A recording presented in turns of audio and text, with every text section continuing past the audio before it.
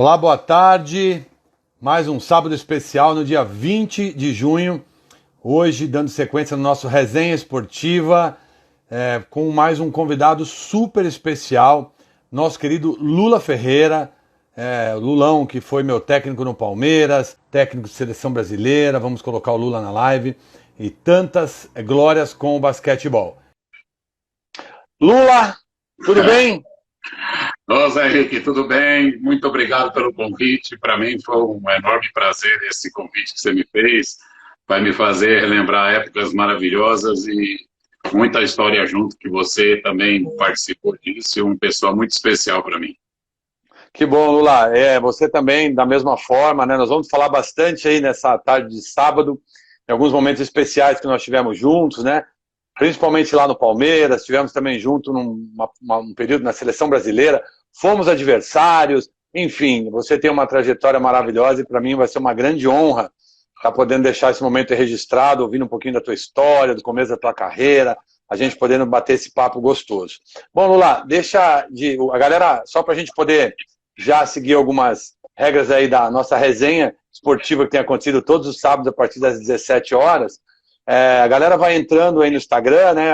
A gente sabe que o Instagram é uma rede social rotativa, mas a galera vai entrando, vai aos poucos aí permanecendo, compartilhando as suas perguntas, enfim, conhecendo um pouquinho da história. E também, quem não puder estar acompanhando ao vivo, fica gravado no próprio IGTV do Instagram e também vai para o meu canal no YouTube, o Resenha Esportiva, no YouTube. A gente deve fazer já as próximas transmissões, talvez pelo próprio YouTube, simultâneo com o Instagram.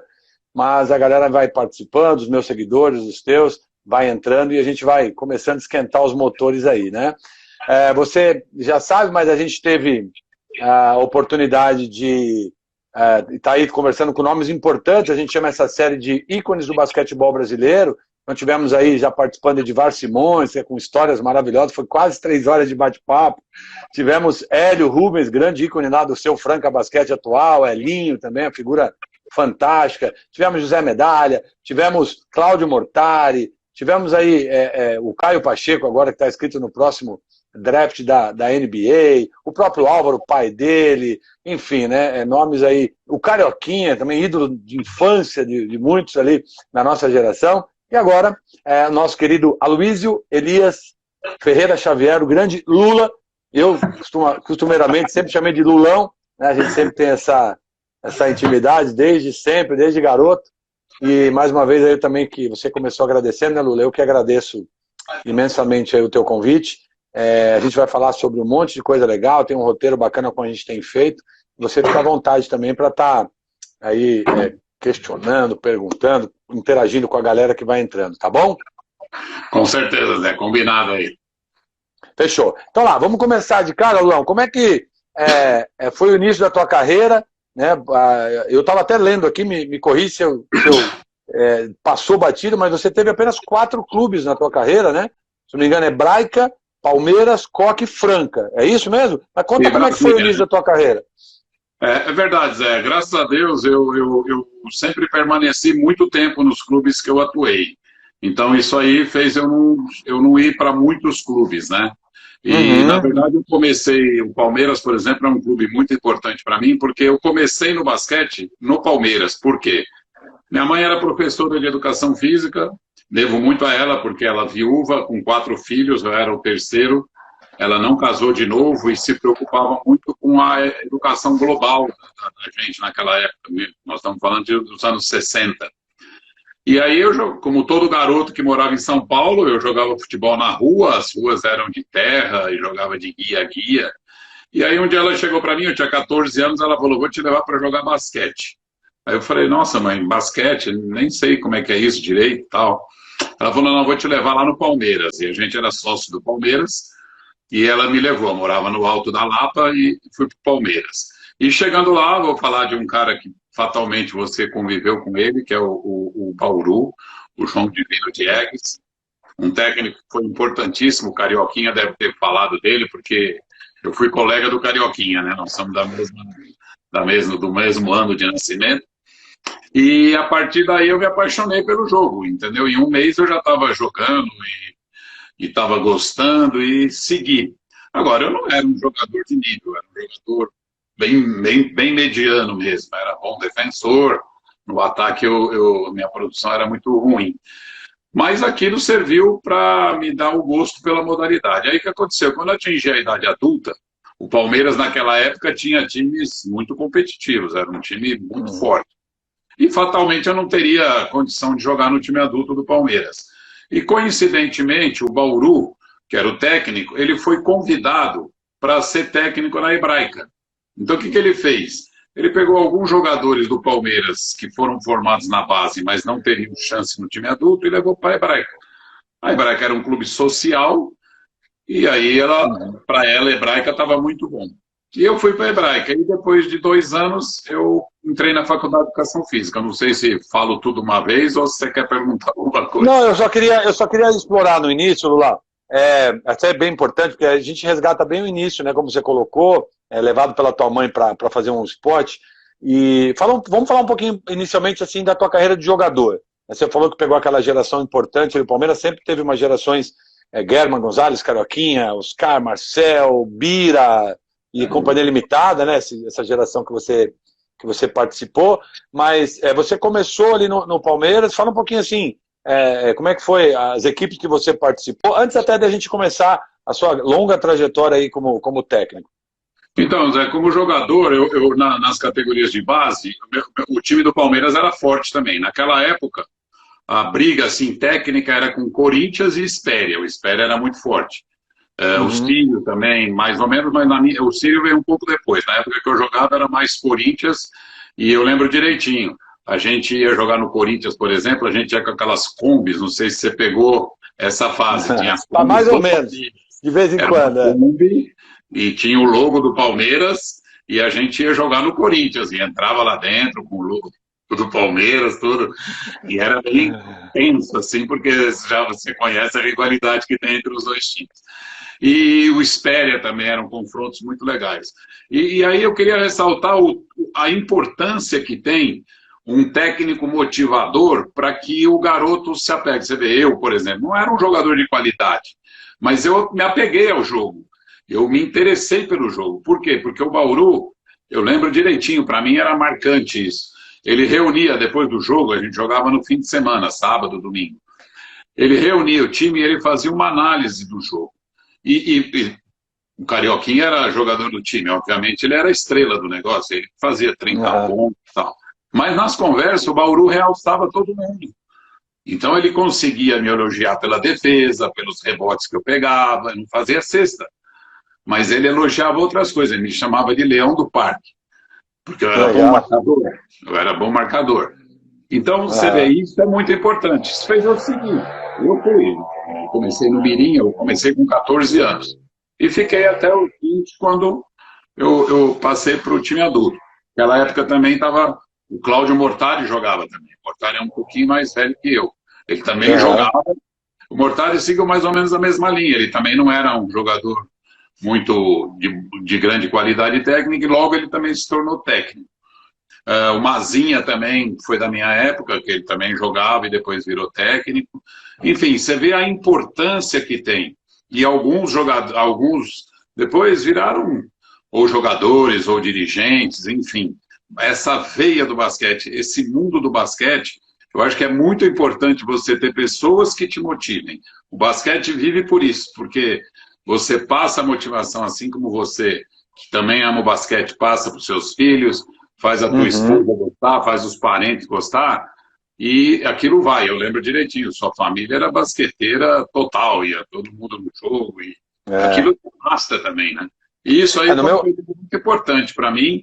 É como eu te falei, eu vivenciei a carreira de jogador das categorias de base num clube de nível do Palmeiras, e embora não tenha sido um jogador de grande qualidade técnica, isso me ajudou muito e me ajuda até hoje.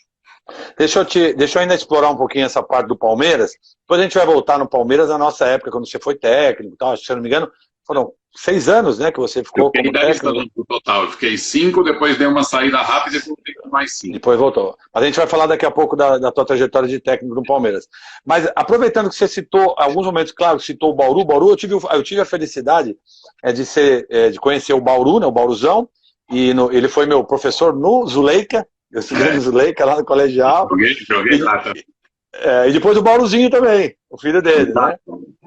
O Jackson, exatamente. Eu também tive o privilégio de também trabalhar com o Bauruzinho. Mas, assim, ainda voltando para essa carreira que você mesmo disse, né, que foi uma carreira breve de jogador, quem que eram os seus ídolos na época? O Brasil vinha de uma geração, né, Lula, de bicampeão mundial, com Vlamir, Jati, Rosa Branca, Menon, Mosquito e Companhia Limitada, Amauri, Vlamir e Companhia Limitada. Quem que te inspirou nesse início de carreira quando jovem? Eu sei que tua mãe te levou, você acabou jogando toda essa trajetória nas categorias de base do Palmeiras, mas fala um pouquinho, tirando o Bauru, que é um grande ícone para você já citou, ídolos da época, assim.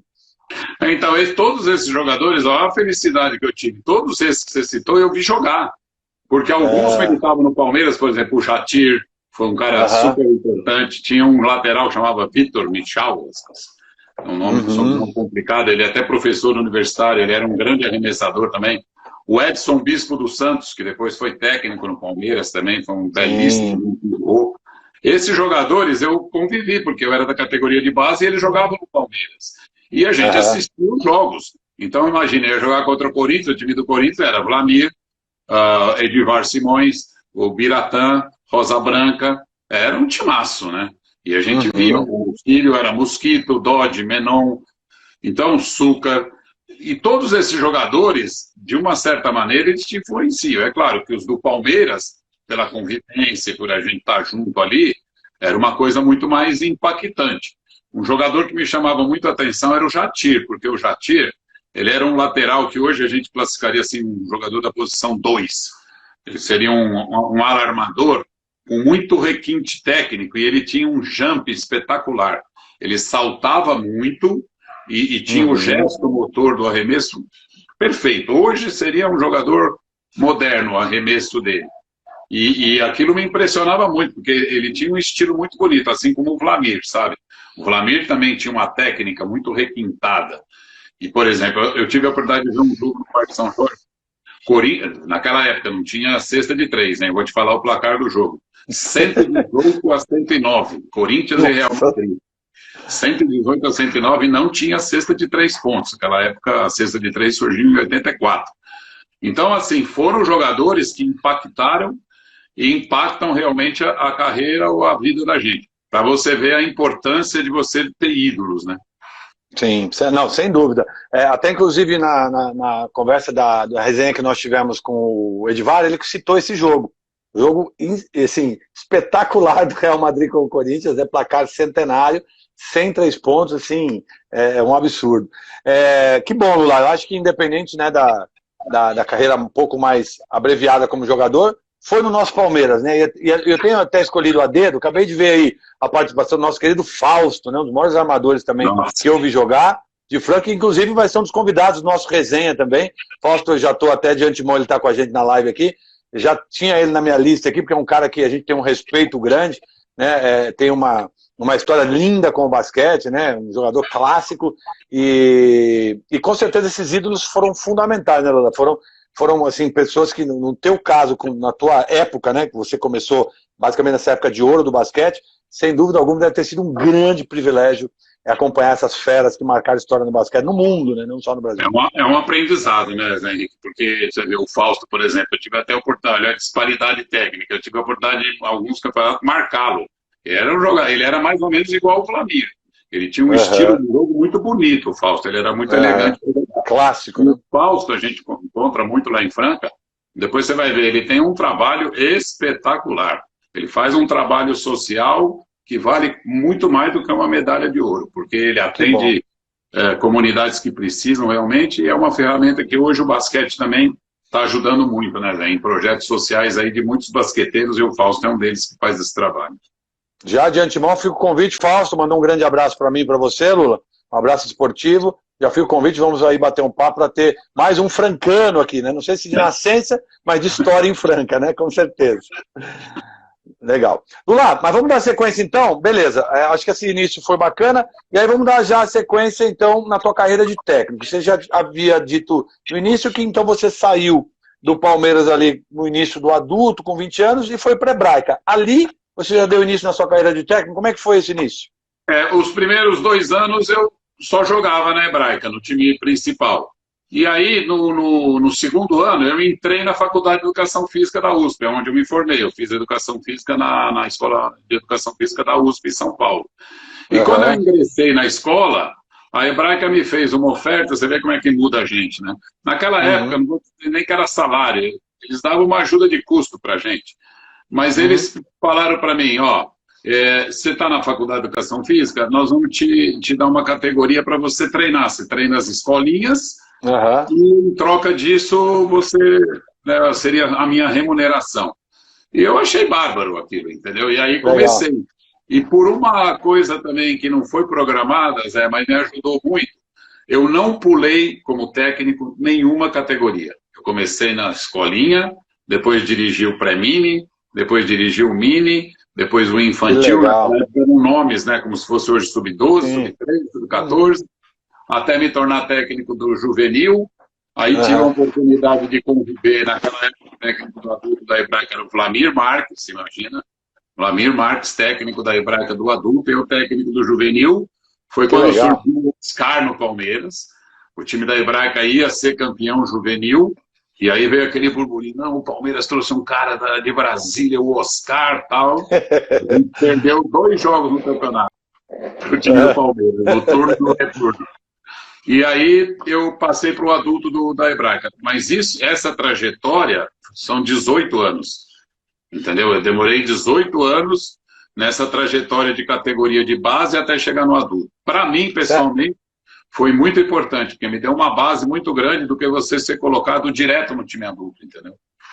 E nesse início lá dos seus 20 e poucos anos ali, quando você recebeu esse convite, então, quer dizer, você ficou desses 18 anos direto na Hebraica? Direto na Hebraica, só que assim, logo no começo, quando era escolinha, eu continuei jogando. Depois, quando eu fui para as categorias de base, que eu estava no infantil, esse tipo de coisa, começou a me atrapalhar. Por quê? Porque eu tinha jogo da categoria de base e treino do adulto.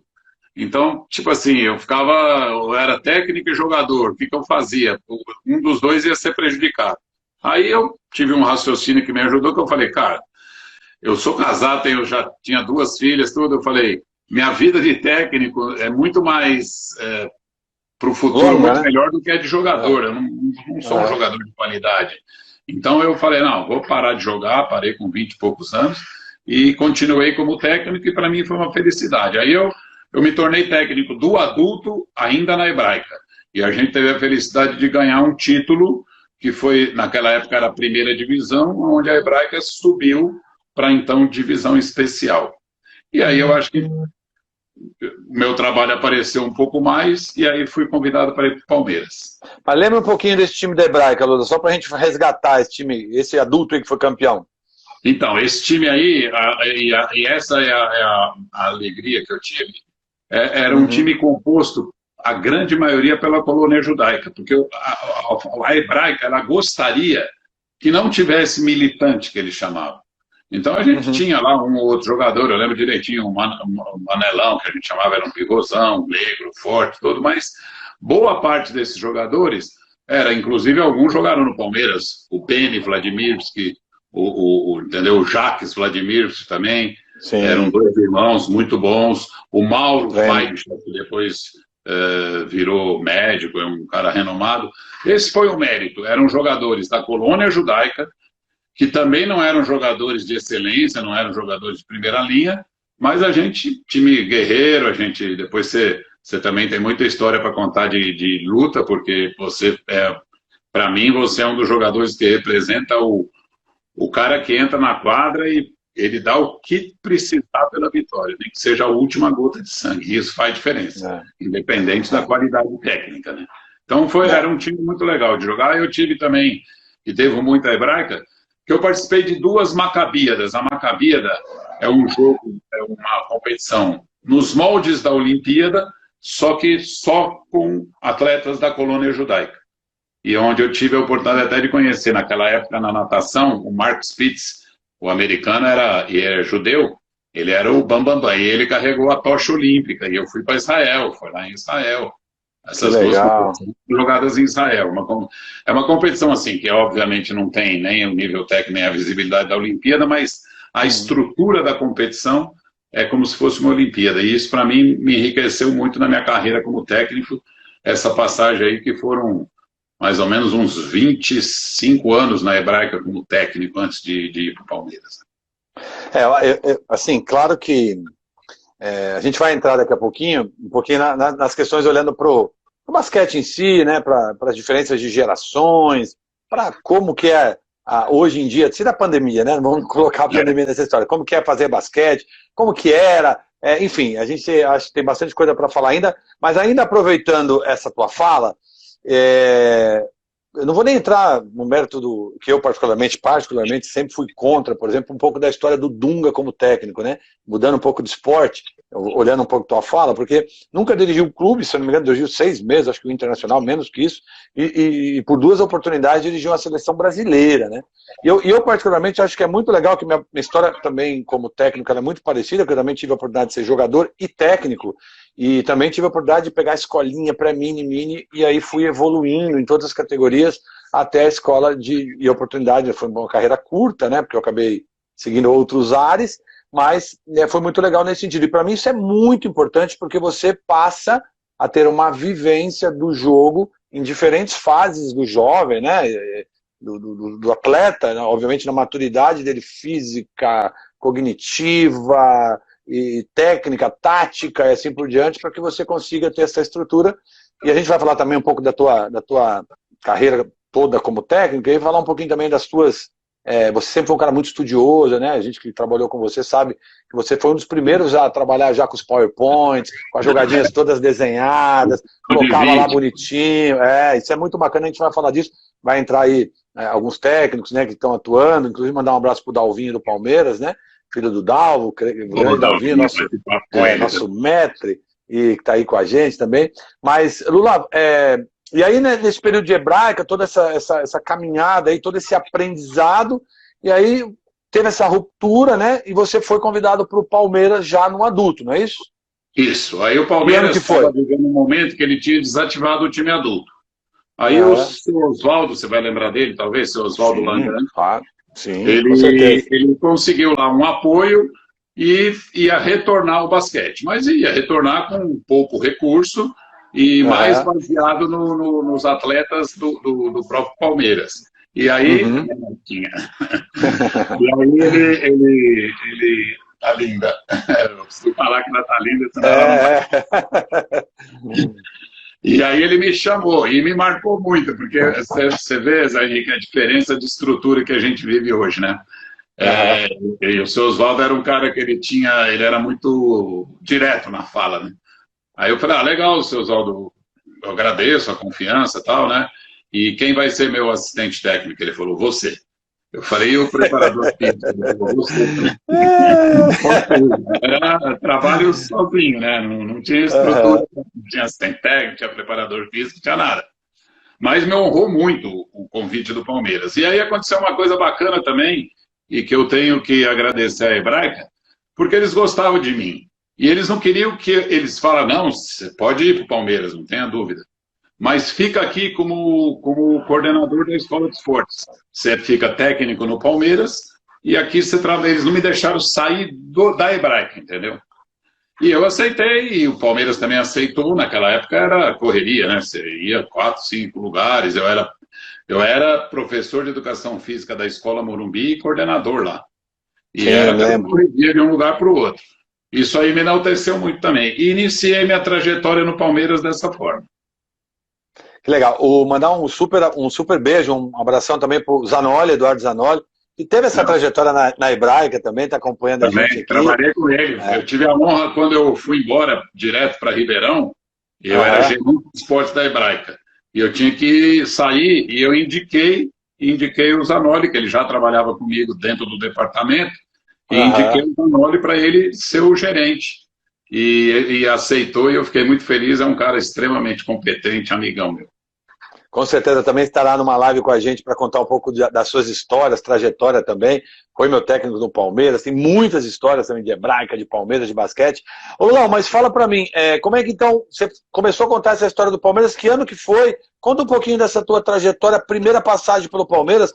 Se eu não me engano, foi essa primeira que nós fomos, trabalhamos juntos, né? Que ano que Exatamente. foi, como é que foi esse início? Então, basicamente, Zé, era anos 90 ali, começo dos anos 90. Uhum. E por isso que eu te falei que você era uma pessoa marcante para mim, porque eu lembro, tinha uma duplinha no Palmeiras que era espetacular, que era você e o Álvaro, entendeu? Porque Uhum. vocês jogavam ali com a velocidade. Eu sempre gostei desse tipo de jogo, sabe? Aham. Eu sou mais. Eu acho que o jogo de basquete é um jogo difícil de você prever. Então, tipo assim, tem Uhum. muito estudo, hoje as estatísticas te dão números fantásticos, você estuda a É. tática do adversário, sabe o nome da jogada, sabe o que... Mas, na verdade, o que define o jogo, na minha opinião, é o que não está previsto. Porque o que está previsto, você está preparado. Agora, tem muita coisa imprevista. E a imprevisibilidade vem do quê? Vem da qualidade técnica do jogador, vem do conhecimento do jogo, mas vem da velocidade. O jogo de basquete é um jogo de velocidade. Não tem jeito de você querer jogar devagar. Porque eu até brinco, falo assim, a 30 por hora, eu e o Hamilton somos iguais. Eu dirijo tão bem quanto ele. Agora, 300 por hora, não. Entendeu? É bem diferente. Então, se você jogar um basquete de pouca velocidade, qualquer um joga. Agora, se você jogar um basquete de muita velocidade, é mais difícil. Agora, vai errar mais? Vai errar mais. E o erro a alta velocidade, ele é maior e mais perigoso. Mas é o risco que você corre. Então, me encantou muito isso aí. E eu lembro aquele time, o que me chamava a atenção era assim, eles olhavam para a gente, o time do Palmeiras na quadra, você não tinha uma distinção para ver quem era pivô, quem não era. O Ré era o pivô, lembra? O Ré, ele tinha a Lembro, mesma lembro. altura praticamente que você, que era o lateral. Foi um pouquinho Então, mais alto só. o único É. pequenininho era o Álvaro, que era o armador. O resto era mais ou menos tudo igual. E mesmo assim a gente ia. Aí tinha o Zezinho, lembra? O Zezinho também Uhum. nos ajudou muito. Era um time, assim, bem aguerrido. E aquele time lá me deu um prazer muito grande, porque a gente jogava um basquete mais moderno, não sei se você vai lembrar. Ele não era muito atrelado à tática, a gente jogava com quatro abertos. Sim, E a lembro. gente jogava, era um jogo mais livre, assim, tinha os conceitos de ir para lá, para cá, tal, mas era um jogo mais livre, né? E é um Lembro. jogo que surpreende mais o adversário. É claro que você tem que ter um controle ali para não descambar para pelada, vamos chamar assim. Mas Eu me era lembro um que jogo que me marcou muito pela velocidade. eu me lembro que esse time foi em 1988, se eu não me engano, o teu primeiro ano, né? Porque foi o nosso primeiro ano de adulto também. Eu, Álvaro, Isso. e aquele time era um time muito jovem. E a gente, até com todo respeito a vários técnicos que passaram pela minha carreira, e grandes nomes também que eu tive a oportunidade de trabalhar, mas eu nunca treinei tanto na vida como aqueles anos com você, né? Eu me lembro, a gente até estava conversando em off, a gente tinha uma quadrinha ali, quer dizer, não tinha tempo ruim, né? A gente treinava até no cimento. A gente tinha uma quadrinha num colégio que tinha ali na Rua Diana, que às vezes os ginásios do Palmeiras sempre aquele problema, né? É De, porque de era medir assim, quadra. a gente só tinha o ginásio do Palmeiras segunda, quarta e sexta. Terça e Isso. quinta não. E para a gente treinar todo dia, terça e quinta era no colégio. Naquele coleginho lá na Rodiana, e a gente treinava treinos intermináveis, né? A gente, assim, 2, 3, 4 horas de um ritmo alucinante, assim, alucinante. E aquele time, de fato, Lula, eu não me recordo de cabeça agora quais foram as posições ou a posição final naquele ano, mas sem dúvida a gente deu calor para muitos clubes fortes, né? Clubes favoritos naquele ano. Chegamos, se não me engano, no top playoff, nós conseguimos a vaga, Sim. né, contra a Arberiz, eu acho, se não me falha a memória. E foi um ano maravilhoso, né? E depois a gente acabou, os times foram evoluindo. Em 89 a gente continuou, também deu uma reforçada no time. O time também, a gente trouxe algumas peças importantes. Fizemos um ano muito bom também. E aí, quando chegou 90, o Palmeiras aí deu aquela mudada, né? Com aquela história da mudança de presidente, investimento, e nós montamos um grande time, né? Você vai se recordar também, Chuí, se não me falha a memória, Paulinho, Paulinho Vilas Boas, Paulinho, Donizete, Donizete. aí correu o Álvaro, Beni, aí manteve alguns jogadores daquele time inicial lá, o Zezinho, Exato. enfim, daquele time inicial, e também foi um ano maravilhoso para nós acabamos, se não me engano, perdendo nas quartas de final, semifinal para Rio Claro, né, a vaga na final do Paulista. O Paulão Berg também, Zé Henrique. Paulão Berger, lembra? Isso, Paulão. Acho que o Pi tava também, né? O Pi tava com a gente também, não tava? Tava, o Sérgio, que era um cara super É, bom time. Você é. vê, é isso que eu falo, às vezes, nós colocamos muito mais qualidade técnica, mas não é uma garantia do resultado, entendeu? Porque os jogadores, vai falar, Paulinho Vilas Boas, Chuí, Donizete, tudo jogador de altíssima qualidade. Sim. Mas o resultado às vezes não é exatamente esse, porque eu acho assim, sabe, Zé Henrique, time é química. Time é química. Às vezes você tem grandes nomes num time e se você analisar individualmente, todos são bons, não tem dúvida, mas às vezes você não consegue resultado expressivo. Por quê? Porque não tem química nesse time. Aquele time nosso inicial tinha uma química muito grande e depois a gente evoluiu tecnicamente. Pegamos, porque a proposta do Palmeiras não era ser campeão, porque dentro do mercado ali, mesmo melhorando, a gente ainda não tinha uma qualidade para ser campeão naquela época.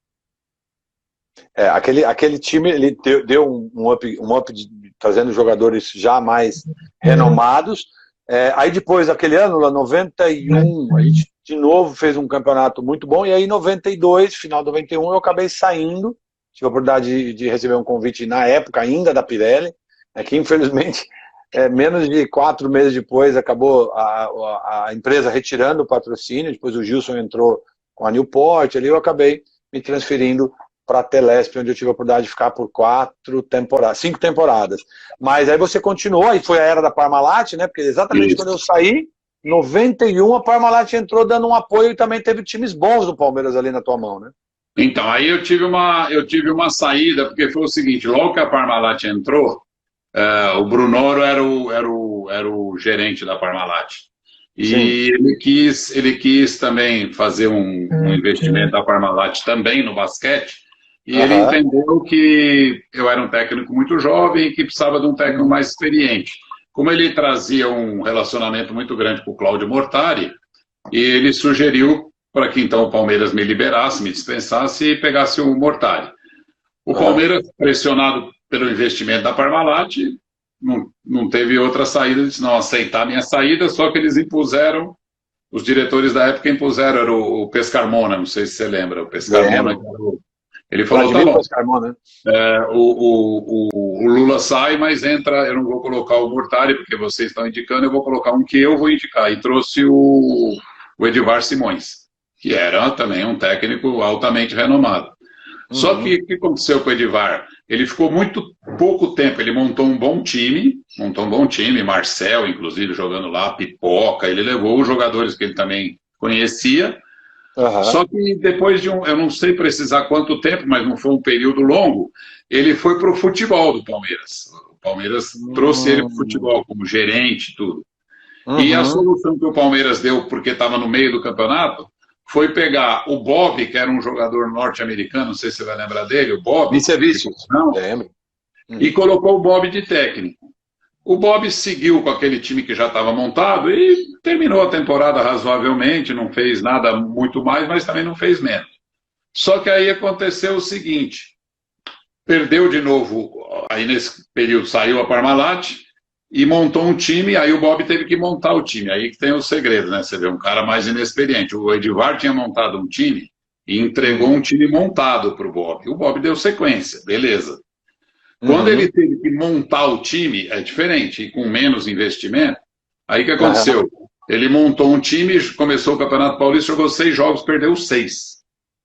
Aí o seu Oswaldo me chamou, o presidente na época gostava de mim também, né? E você, nesse período, só para a gente dar um adendo, você tinha voltado para a Hebraica ou você tinha ficado parado? Não, eu não fui para a Hebraica. Eu tive um convite para ir para o Corinthians, que montou um Sub-23, e ele queria fazer o Sub-23 virar o adulto.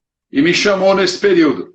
E aí coincidiu, eu fui, mas também durou pouco, porque é o seguinte, logo que acabou o Campeonato Sub-23, que era curtinho, o Oscar veio com um projeto e entrou no Corinthians. Me lembro. Sub-23, ficou para trás, entrou o Oscar com a Amway, e aí o Corinthians virou um time competitivo. E aí o Palmeiras me chamou de volta. Aí o seu Oswaldo me chamou, falou que eu tinha feito um bom trabalho, e ele não queria que eu tivesse saído. E aí vivi mais outros 5 anos no Palmeiras. Quer dizer, foram 10 anos de Palmeiras, com uma saída rápida e uma volta também que não demorou muito, não.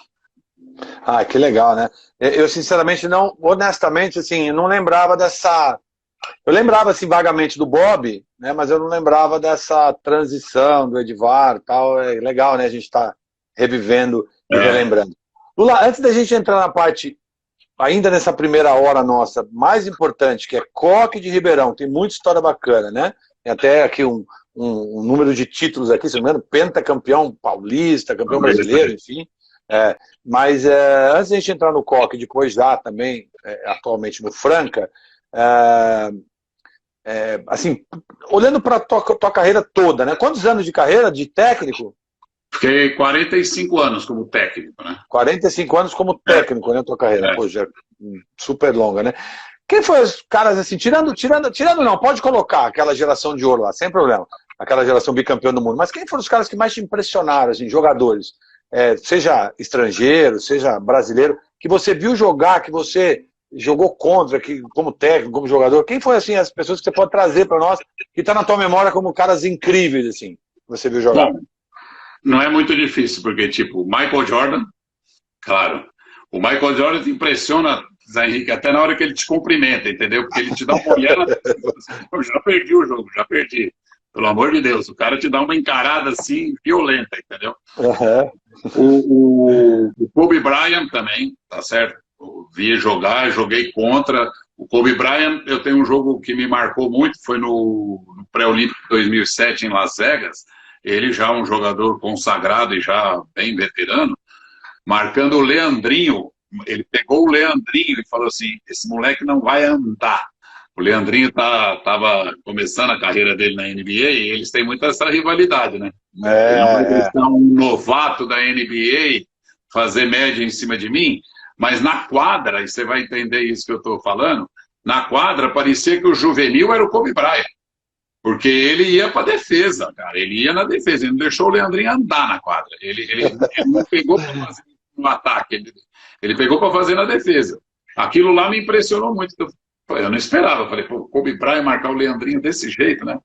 Então, esses dois aí me impressionaram muito, que eu vi jogar. O Shaquille O'Neal também foi um cara que me impressionou muito.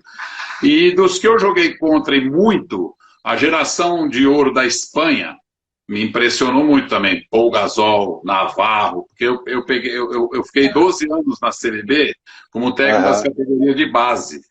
Então, por aham, exemplo, a gente jogou contra esse time juvenil da Espanha, que na época era juvenil, em 89 no Mundial em Portugal, que era esse time, Paul Gasol, Navarro, Marc Gasol, lá, enfim, aquele timaço da Espanha, não vou lembrar todos os nomes. Esses jogadores me marcaram muito. Os brasileiros que me marcaram mais assim de ter visto jogar foram aqueles mais veteranos que eu te falei.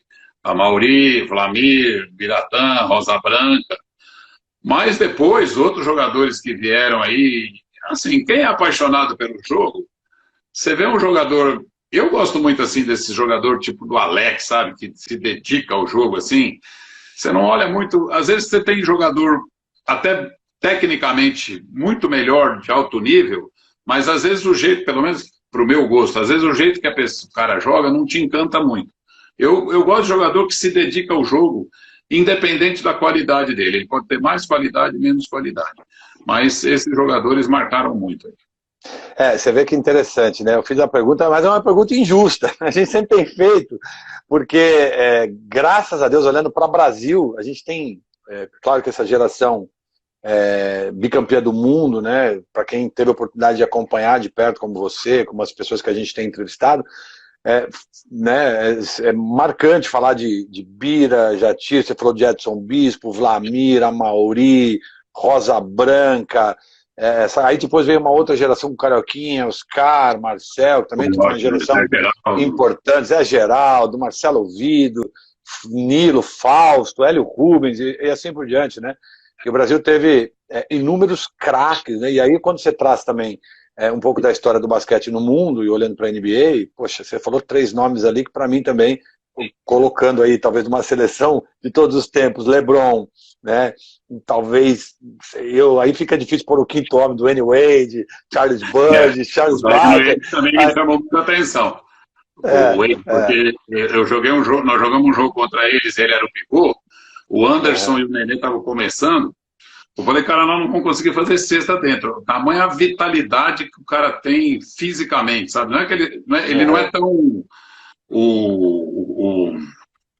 O LeBron, ele impressiona muito. O LeBron me parecia um prédio andando, sabe? Porque ele é largo, assim. Muito grande, né? Vai da frente. O Wade não era tão grande, mas ele é muito atlético, né? Ele salta muito, tem uma impulsão gigantesca. Também me impressionou bastante. Poxa, a gente teve o privilégio, ou às vezes você que ficou muitos anos, daqui a pouco a gente vai falar de seleção brasileira, mas você falou que foram 12 anos de CBB só de categoria de base ou 12 anos no total? Não, só de categoria de base. Isso também foi muito legal na minha carreira, porque eu não fui direto para o time adulto. Eu fiquei 12 anos dirigindo as categorias menores da CBB, e depois, quando eu entrei no adulto, eu entrei em 2000 no adulto, como assistente técnico do Hélio Rubens, que era o técnico principal. E eu acho que isso é fundamental numa seleção, sabe? E você já teve uma trajetória, né? Na base. Claro, você tem que estar dentro, porque como assistente técnico, você vivencia fatos, por exemplo, eu devo muito também ao Ari Vidal, porque aquela seleção de 87... Um pouquinho aqui que caiu meu apoio aqui. Um minuto aqui, eu já restabeleço aqui. Fica tranquilo, porque isso tem acontecido quase sempre. Eu tô com um tripézinho aqui, que ele é bem delicado também. Você dá uma encostada... Preciso melhorar aqui a estrutura técnica. Vamos lá. Eu tenho um tripézinho aqui que ele, de certa forma, de vez em quando... Me dá um minuto aí que eu já estou restabelecendo. Fica tranquilo. A gente até aproveitar aí para agradecer as pessoas que estão entrando com a gente. Como a gente sabe, né, a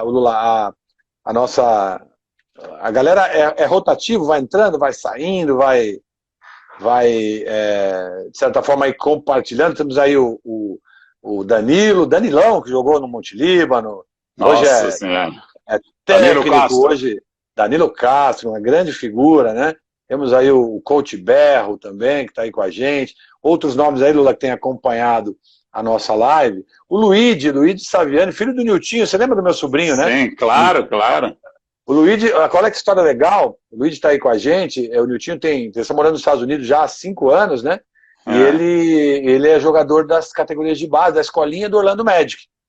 E ele está com 10 anos, já ganhou MVP agora, sub-10. Dorme com a bola, acorda com a bola, e o Niltinho é técnico também nas categorias de base, lá incentiva bastante. Tomara aí que ele tenha uma carreira promissora pela frente. Mas, Lula, se a gente entrou um pouquinho de seleção brasileira, eu acho que a gente tem mais 20 minutos dessa primeira hora, e depois a gente vai falar um pouquinho de Franca, de Coque Ribeirão, tem uma trajetória fantástica, né? A gente vai falar um pouquinho no momento atual do basquete. Você é um cara que sempre foi muito antenado, né? Como a gente já falou um pouquinho nas questões táticas, nas questões estruturais do jogo, também eu quero explorar um pouco isso. Mas vamos entrar então em seleção brasileira.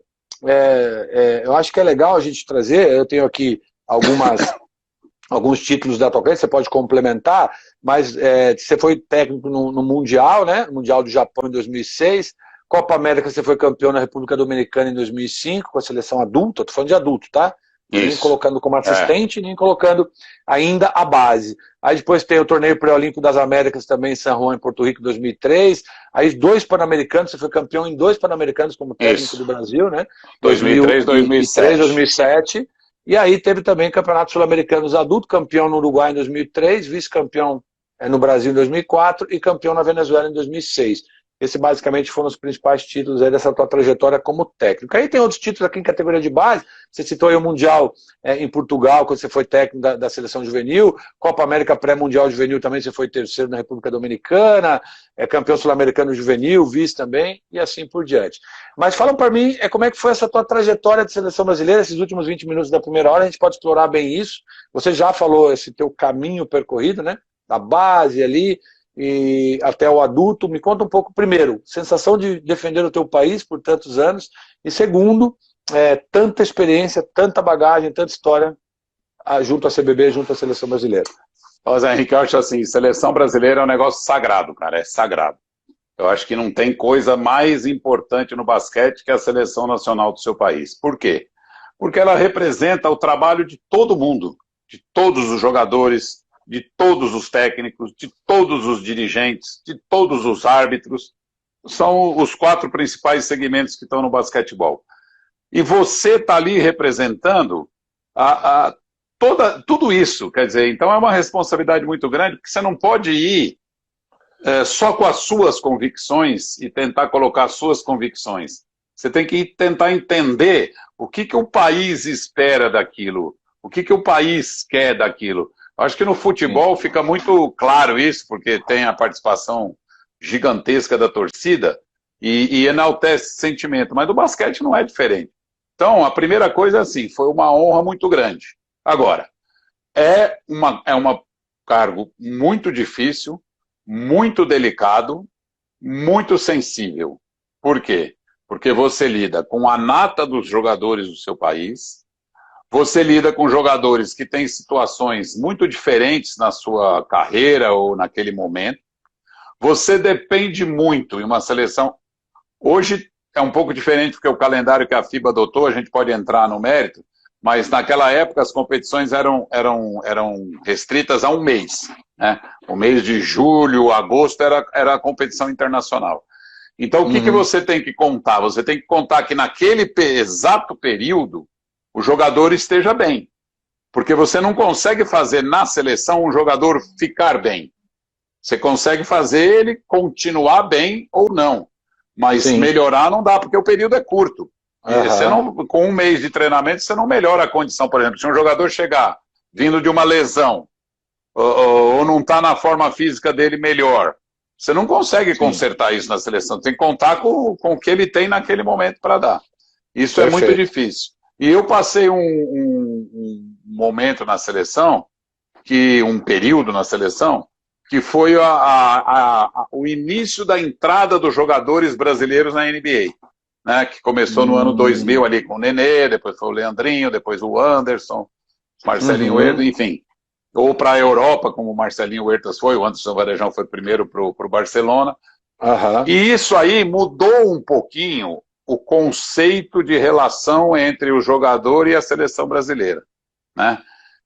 Parece que criou um certo distanciamento, quer dizer, o jogador vai para o mundo da NBA é um mundo encantador, mas ao mesmo tempo ele é um mundo que ele tira até o último gota de sangue do jogador. Então o que acontece? Quando termina a temporada da NBA, onde o jogador vai dar uma respirada, ele é convocado para a seleção brasileira. Então isso aí começou a criar uma área de conflito e que o jogador começou a entender que às vezes não era tão importante para ele ir para a seleção brasileira. Mas isso, olhando do lado patriótico, é uma coisa que te machuca. Porque você fala, como assim? Como assim? O cara não quer jogar na seleção brasileira? Eu entendo o lado do jogador, dá para entender o porquê, mas é difícil de você, do outro lado, aceitar isso, entendeu? Então foi uma época muito conturbada. E você sofreu um pouquinho, porque eu me recordo que a gente de fora, né, teve várias polêmicas, né, por exemplo, né, assim, a gente até falou do Nenê, do Leandrinho, do Anderson, mas tem também o Thiago Splitter, que também teve lá na NBA, teve algumas lesões sempre, né, e ficava nessa dúvida, vem, não vem, quer, não quer, e você tinha que administrar tudo isso. Eu lembro que... Então, era uma época que a CBB, ela tinha, a estrutura da CBB funcionava. A comissão técnica, que já era enxuta, não é como é hoje está bem mais ampla e é muito importante que seja. E os jogadores e os dirigentes. Não tinha a figura que hoje tem de um coordenador técnico. Como o Vanderlei exerceu, depois o Renato exerceu, e agora outros profissionais estão exercendo. Sim. Que é um profissional que faz o elo entre o jogador e a diretoria da CBB e a comissão técnica. E essa é uma função importante. Então, eu não tive essa figura. Então, o técnico é que tem que ir conversar com o jogador. Isso foi uma coisa que me choca um pouquinho, eu vou ser sincero até hoje. Tipo assim, não, vamos perguntar se o jogador quer ir para a seleção brasileira. Eu falo, pô, mas eu não... Como assim? Ele tem que ir para a seleção agora. Eu acho assim, se ele não quiser ir, ok, mas então ele, jogador, é que tem que falar que ele não quer ir. Porque senão, muitas vezes pode falar assim, Não, o cara não quer ir, então nem convoca ele. Eu falei assim, não, peraí. Eu, como técnico de seleção brasileira, eu tenho a responsabilidade de chamar o que, no meu entendimento e da minha comissão técnica, sejam os melhores jogadores. Agora, se o jogador entende que ele não quer jogar na seleção brasileira, é um direito que ele tem que ser respeitado, mas ele tem que falar por conta dele. E um outro detalhe que foi difícil, sem querer me queixar, naquele tempo a CBB estava muito desgastada, mas muito desgastada. Tudo era culpa da CBB. Chovia era culpa da CBB, subia o dólar era culpa da CBB, se fosse hoje o corona é culpa da CBB, tudo era culpa da CBB. Era bem difícil trabalhar, foi uma época difícil de trabalhar, mas foi muito gratificante para mim. Eu tenho plena convicção assim, eu sei as coisas que a gente fez bem e as que não fez bem. Por exemplo, Mundial de 2006, foi um resultado ruim porque a gente saiu na primeira fase da competição. Sim. Só que nós tínhamos Lituânia, Austrália, Brasil e o Catar. Claro, todo mundo ganhou do Catar. Eram 2 vagas, passavam só 2. Nós tínhamos que ou ganhar da Lituânia ou ganhar da Austrália. No jogo inaugural, a gente perdeu da Austrália, depois nós perdemos do verdadeiro calo do sapato de todos os brasileiros do basquete, que é a Austrália. É impressionante, né? Então, aí perdemos da Austrália no primeiro jogo, mas jogo disputado ali, perdeu no fim, como podia ter ganho. Sabe, é um resultado ruim? Claro que é ruim. Porque aí você despenca na classificação, você sai na primeira fase, você vai lá para baixo. Esse foi um resultado ruim. A frustração ficou em 2 competições que eu acho que sem querer tirar, claro, não conseguimos classificar para o pré-olímpico, nem em 2003, nem em 2007. Eu acho que em 2003 a gente chegou, por incrível que pareça, mais perto. A geração ainda estava muito verde, porque era a geração de Nenê, Thiago Splitter, Leandrinho, essa era a geração, Alex, Guilherme Giovannone, mas eles eram jogadores nessa época muito jovens ainda. Jovens, E a gente perdeu um jogo para o Canadá, quer dizer, perdemos para o Steve Nash, na verdade. Porque ele que arrebentou com o jogo. Fez chover, né? Esse jogo aí tirou a gente da classificação. A gente podia ter classificado. Foi um resultado frustrante, mas naquela época também, é bom esclarecer, o pré-olímpico das Américas, que classificava para a Olimpíada, classificava só 2 países. E no sistema de classificação como era, só 2 países se classificavam antecipadamente. Um era o país sede e o outro era o campeão mundial anterior. Então, como os Estados Unidos em 2002 não foi campeão mundial, perdeu, ficou em 6º lugar nos Estados Unidos, caramba. No pré-olímpico de 2003, eles entraram para disputar a vaga. Então, das 2 vagas, uma é deles. E a outra, eu peguei aquela geração de ouro da Argentina. Escola, Ginóbili, Roberto. Companhia Limitada. Então a gente perdeu. Desculpa? Não é desculpa, é uma circunstância, perdemos. Em 2007 a mesma coisa. Depois, quando o Brasil se classificou, é um mérito que voltou para a Olimpíada, é um mérito, mas os Estados Unidos não estavam no pré-olímpico. O Brasil classificou em 2º lugar. Se o Brasil tivesse no pré-olímpico, ele também não ia ficar em 3º, entendeu? Então é uma circunstância. É difícil classificar para a Olimpíada, porque a Olimpíada são 12 países. 12 países. Hoje, no mundo do basquete, só na Europa tem uns 18. Só na Europa. Fora os Estados Unidos e o Brasil, a Argentina. Então é uma situação bem difícil. Mas, voltando na pergunta original, é a maior honra que um técnico pode ter ser levado à condição de ser técnico da seleção brasileira. Sem dúvida, é o sonho tanto de um atleta, né? Por isso que quando você foi falando, né, eu fui aqui raciocinando, fui pensando referente a essa questão. A gente entende um pouco a dor, NBA, dinheiro, carreira e tudo mais, e o Oscar sempre falou muito isso, alguns outros, gerações anteriores também, tinham muito essa questão do patriotismo, né, do orgulho e da honra de construir uma carreira, de fato, para chegar no patamar mais alto, que é defender o seu país, né? Lula, eu queria terminar essa primeira hora, a gente tem alguns minutos ainda, é claro que nesse bate-papo gostoso, legal, né, a gente tem falado um pouco aí da tua trajetória, contado aí algumas histórias, deixado registrado, mas recentemente, eu tenho falado sempre com os técnicos, com os profissionais que eu tenho conversado, e aí recentemente aconteceu uma situação que veio muito de encontro a exatamente o que a gente tem conversado aqui, que foi a declaração do Rubens Manhano, né, Rubem Manhano, a respeito dessa polêmica aí que os atletas brasileiros faziam corpo mole e tudo mais e tal. Só para dar uma contextualização para você, antes até mandar um super beijo pro Zezinho, que acabou de entrar aqui, sempre tem participado das lives com a gente. Legal. Acabou de falar que é difícil classificar para a Olimpíada, mandando um super beijo para ele também, que tem todo sábado aí compartilhado, feito aí participações conosco. Mas assim, só para contextualizar, e a gente ainda tem alguns minutos dessa primeira hora, eu particularmente, eu tenho falado isso, tenho perguntado, eu fui contrário, já acho que pelo menos são 12 anos, a trazida de estrangeiros para serem técnicos da seleção brasileira adulta. Eu não sou contra os profissionais estrangeiros, mas eu sugeriria que fosse um coordenador técnico, sugeriria que fosse uma figura que pudesse auxiliar os jovens técnicos, que pudesse acompanhar as categorias de base, que pudesse auxiliar os técnicos brasileiros na formação, mas não com o cargo principal de técnico.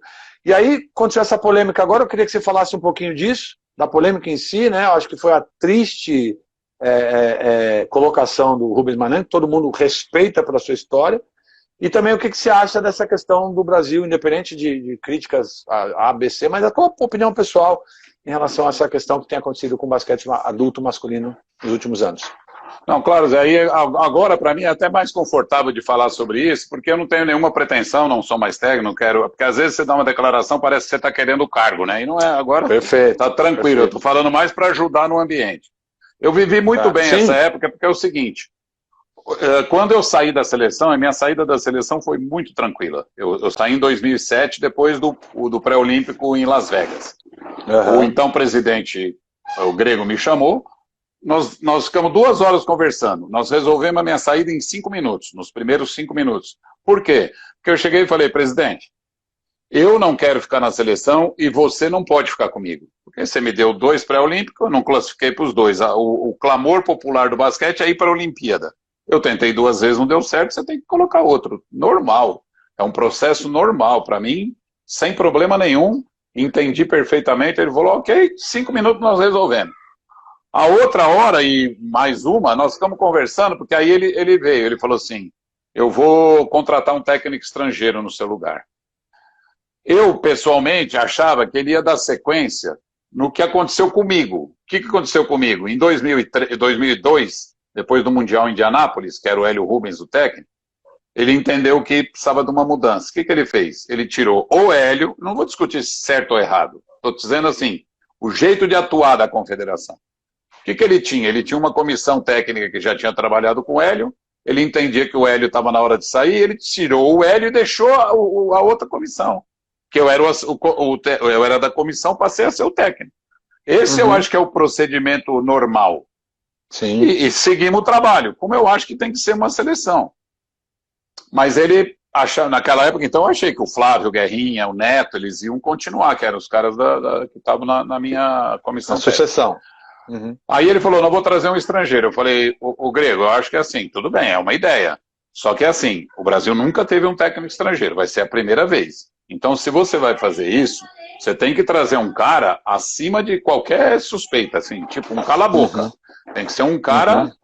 E, inclusive, falei para ele, porque naquela época, até hoje é assim, mas naquela época o Manhano estava, né? Tinha acabado de conquistar os títulos que conquistou com a Argentina. Eu falei, o Rubem Manhano. Só que naquela época, ele não conseguiu trazer o Manhano, porque o Manhano estava atuando no basquetebol italiano. E ele estava na crista da onda, salário lá em cima, ele não conseguiu trazer. E aí, uma opção da CBB, ele trouxe o técnico espanhol, que já estava meio o Moncho Monsalve, que já era um técnico mais veterano, ele já tinha até parado de ser técnico, entendeu? Seria a mesma coisa que pegar eu hoje, por exemplo, já estou mais velho, já parei de ser técnico e tal, e um time me chama. Não é uma boa estratégia. Vai falar, o cara não conhecia de basquete? Muito. Sim. Conhecia de basquete, do basquete espanhol, que é um basquete legal, tudo. Mas ele já estava numa idade mais avançada e ele não tinha aquele nome, porque na seleção, para vir um cara de fora, ele tem que vir para mostrar a estrela de xerife, que foi o que o Manhano fez quando ele veio. Aí o jogador ele tem que aceitar, porque o cara tem medalha olímpica, medalha vice-mundial, não sei o que lá, tem que ser. Então vamos aí fechar com a seleção brasileira nessa tua fala, eu acho que é importante. Daqui a pouco eu refaço a pergunta para a galera que vai entrando com a gente. Temos ainda também um pouquinho dessa sua transição, né, tem Coque Ribeirão, tem Franca, mas tem a transição do fechamento da tua carreira de técnico para a carreira de coordenador, que você tem feito um trabalho super legal, e a gente até tem acompanhado e tem patrocinado, vamos resumir, o basquetebol francano, ajudado, né, não patrocinado, apoiado. Tem também a questão da gente entender um pouquinho quais são as dificuldades de fazer esporte amador e basquete no nosso país. Tudo isso você vai estar compartilhando com quem estiver conosco aqui. E lembrando que também vai para o canal do YouTube, Resenha Esportiva, e também fica gravado no IGTV do próprio Instagram para a galera que assistir por demanda. Mas então, só para refazer a pergunta, eu te fiz a pergunta, a importância, o que você acha da vinda dos últimos anos de técnicos estrangeiros para dirigir a seleção brasileira adulta, e também essa última polêmica fala aí do Rubens Manhano, que fez uma crítica veemente, né, a jogadores brasileiros, principalmente relacionado ao comportamento com o jogo. E você estava dizendo exatamente um pouco da história da sua saída, da vinda do Moncho, daquela transição que você mesmo até fez esse apoio, por gentileza, continue. Então, aí, Zé, bom, primeiro só queria dar um pitaquinho da turma que está assistindo. Caramba, e dá um timaço, hein? Danilo, Edu Mineiro, Zezinho, Fausto, Zezinho, Fausto, Julião, já fiquei coçando aqui, falei, pô, esse time aí dá samba aí. Verdade. Aí ele, voltando lá, ele trouxe o Moncho fez um trabalho, ajudou em algumas coisas, acho que ele mexeu em algumas coisas, foi legal, e logo depois veio o Manhano. Eu acho que até aí foi feita uma tentativa que nunca tinha sido feita, eu acho que é válido, tudo bem. Aí o que aconteceu com o Manhano? Que era um técnico muito determinado, com uma rigidez de trabalho muito grande, ele veio e formou uma comissão, e ficou por um período de 5 anos. Durante esses 5 anos, os técnicos brasileiros que acompanharam o trabalho do Manhano, que fizeram parte da sua comissão técnica, eles cresceram profissionalmente nos seus clubes, amadureceram o suficiente e estavam com uma bagagem viva do trabalho que tinha sido feito durante 5 anos e que resultou em algumas conquistas importantes para o basquete brasileiro. Nessa hora, na minha opinião, foi feito um grande equívoco.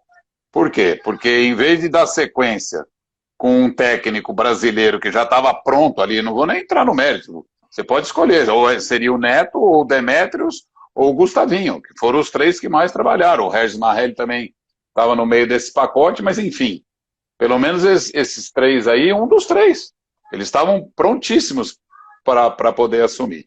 Não foi essa a escolha, foi de persistir com um técnico estrangeiro. É uma escolha, eu pessoalmente acho assim, se há necessidade, vai falar assim, o técnico estrangeiro é melhor que o brasileiro? Não tem nacionalidade, tem técnico mais experiente, tem técnico menos experiente. O cara pode ser brasileiro, americano, porto-riquenho. Você aprende sempre com todo mundo. Eu não sou contra isso. Mas eu acho que hoje o Brasil tem, sim, técnicos muito gabaritados, técnicos brasileiros, para dirigir a nossa seleção. E em relação ao que o Manhano falou, eu penso o seguinte, seleção brasileira é um patrimônio. E você não tem o direito de lacerar um patrimônio. Eu acho que é obrigação. Eu acho que é assim, por exemplo, eu fui técnico da seleção. Se eu tenho alguma coisa para falar contra a seleção brasileira ou fazer alguma crítica, eu devo ir lá na confederação, falar com o presidente da entidade e falar, é isso, para ele usar essa informação para o bem da seleção brasileira.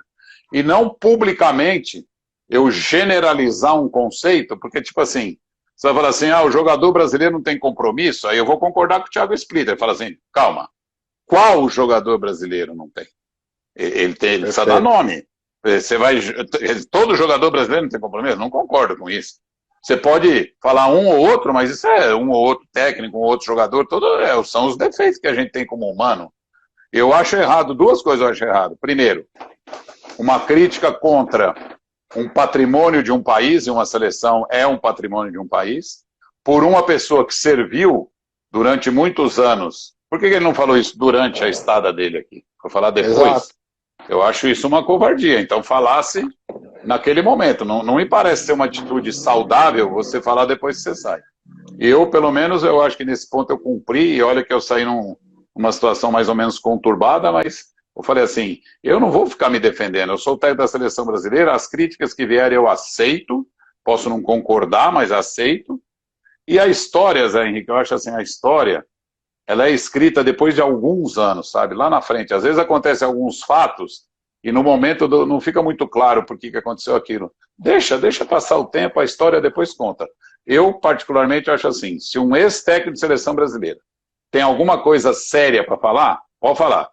Na sede da confederação, para o presidente da confederação e o diretor técnico da confederação, para eles usarem essa informação como uma alavanca para melhorar o basquete, e não jogar lenha na fogueira como foi feito, me parece. Eu assim, é claro que eu também hoje já estou há 12 anos, né, trabalhando em outra área, você sabe, né, eu estou na área da educação, já comecei lá em 1990 e 99, né, quase 2000, já são 20 anos, aí junto com a carreira de técnico, como coordenador de extensão, coordenador de projeto de ensino, depois coordenador de educação física, foi seguindo, e aí já há 10 anos na Unicesumar, né, é uma empresa que hoje é entre os maiores players de educação do país, já estou há 12 anos longe, né, acompanhando sempre, assistindo sempre, conversando com as pessoas sempre, mais longe do trabalho mesmo com basquete. Mas eu, particularmente, sempre tive minha posição muito clara, ou nas lives, ou nos bate-papos, ou até informalmente. Eu nada contra estrangeiros, você falou bem, a tua fala foi perfeita, né? Independentemente da nacionalidade, o importante é o cara ter capacidade. Agora, eu, sinceramente, não por questão de preconceito nem nada, eu gostaria muito que o Gui, que a gente respeita muito agora, né, o Petrovic está aí com a seleção, ele fala muito bem do Petrovic, o Neto agora assumiu a feminina, super bacana, super contente pelo Neto, que é um cara que a gente gosta muito. Porém, Lula, eu sempre fui contrário, eu acho que sim, tem que trazer um Petrovic da vida, um Manhano, quem quer que seja, caras renomados, independente da nacionalidade, mas para auxiliar, para ir para as categorias de base, para ensinar jovens técnicos, para emprestar uma experiência do Manhano, por exemplo, para jovens técnicos ali da base de juvenil, infanto e tudo mais, e de certa forma fazer uma escola de técnicos, pegando jovens técnicos que estão começando e de certa forma auxiliar a comissão técnica da seleção brasileira para que possa se desenvolver. Essa seria a minha opinião, mas ok, eu acho que ele foi muito infeliz mesmo, a tua fala também de novo, muito legal, se tivesse que falar alguma coisa que falasse para as pessoas certas, no lugar certo. Mas passamos a régua aí. Lula, parabéns já de antemão pela tua trajetória na seleção brasileira. Como você explicou de forma clara, resultados nem sempre, né, são frutos do trabalho, são frutos do desejo, da capacidade de uma comissão técnica ou de um grupo de jogadores.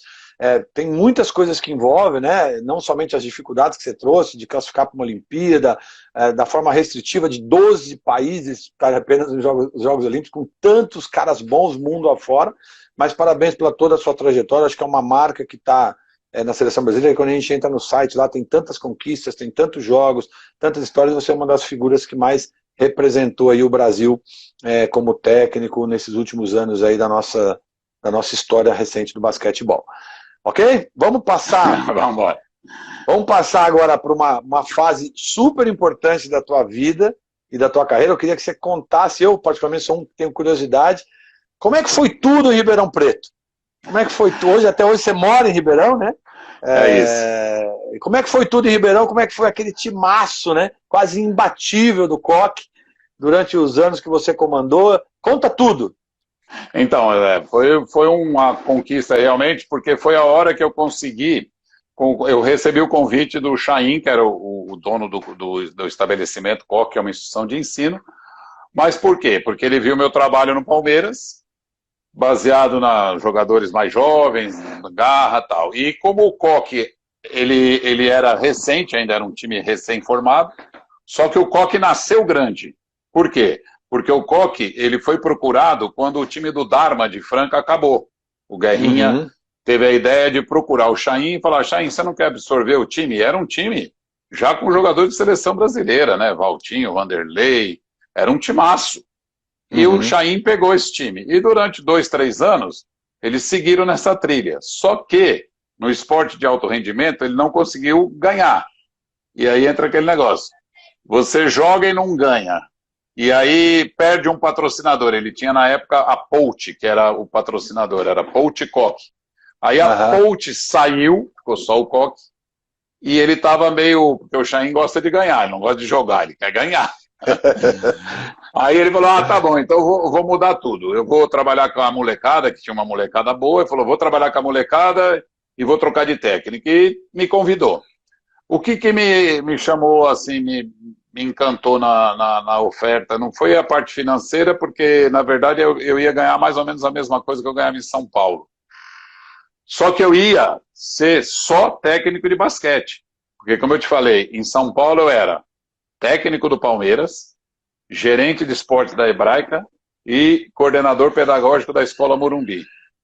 Então isso envolvia eu trabalhar, não pelo tempo de trabalho, porque o técnico estava trabalhando muito bem, mas eu saía de casa às 7 horas da manhã e voltava às 11 da noite para rodar os 3. E cada um deles tem que ser exclusivo, e eu me virava para tentar fazer tudo. Aí fala assim, pô, agora eu posso ser só técnico de basquete. Pessoalmente foi importante para mim também, porque eu nasci, morei em São Paulo minha vida toda, mas o núcleo da minha família é de uma cidade aqui perto de Ribeirão, Cajuru. Então também vim para perto dos meus irmãos, tudo. Eu falei, bom, deu tudo certo. E aí eu mudei de vida mesmo, porque o que eu tinha? Eu tinha uma casa em São Paulo, eu vendi minha casa, comprei um terreno em Ribeirão, construí uma casa que é onde eu estou hoje. E depois, nesses 20 anos que eu estou aqui, eu fui para outros lugares. Trabalhei na Liga, trabalhei em Brasília, mas a minha residência eu não mudei de Ribeirão, porque foi uma casa que eu fiz e também não vale a pena, você não pode ficar mudando de casa toda hora.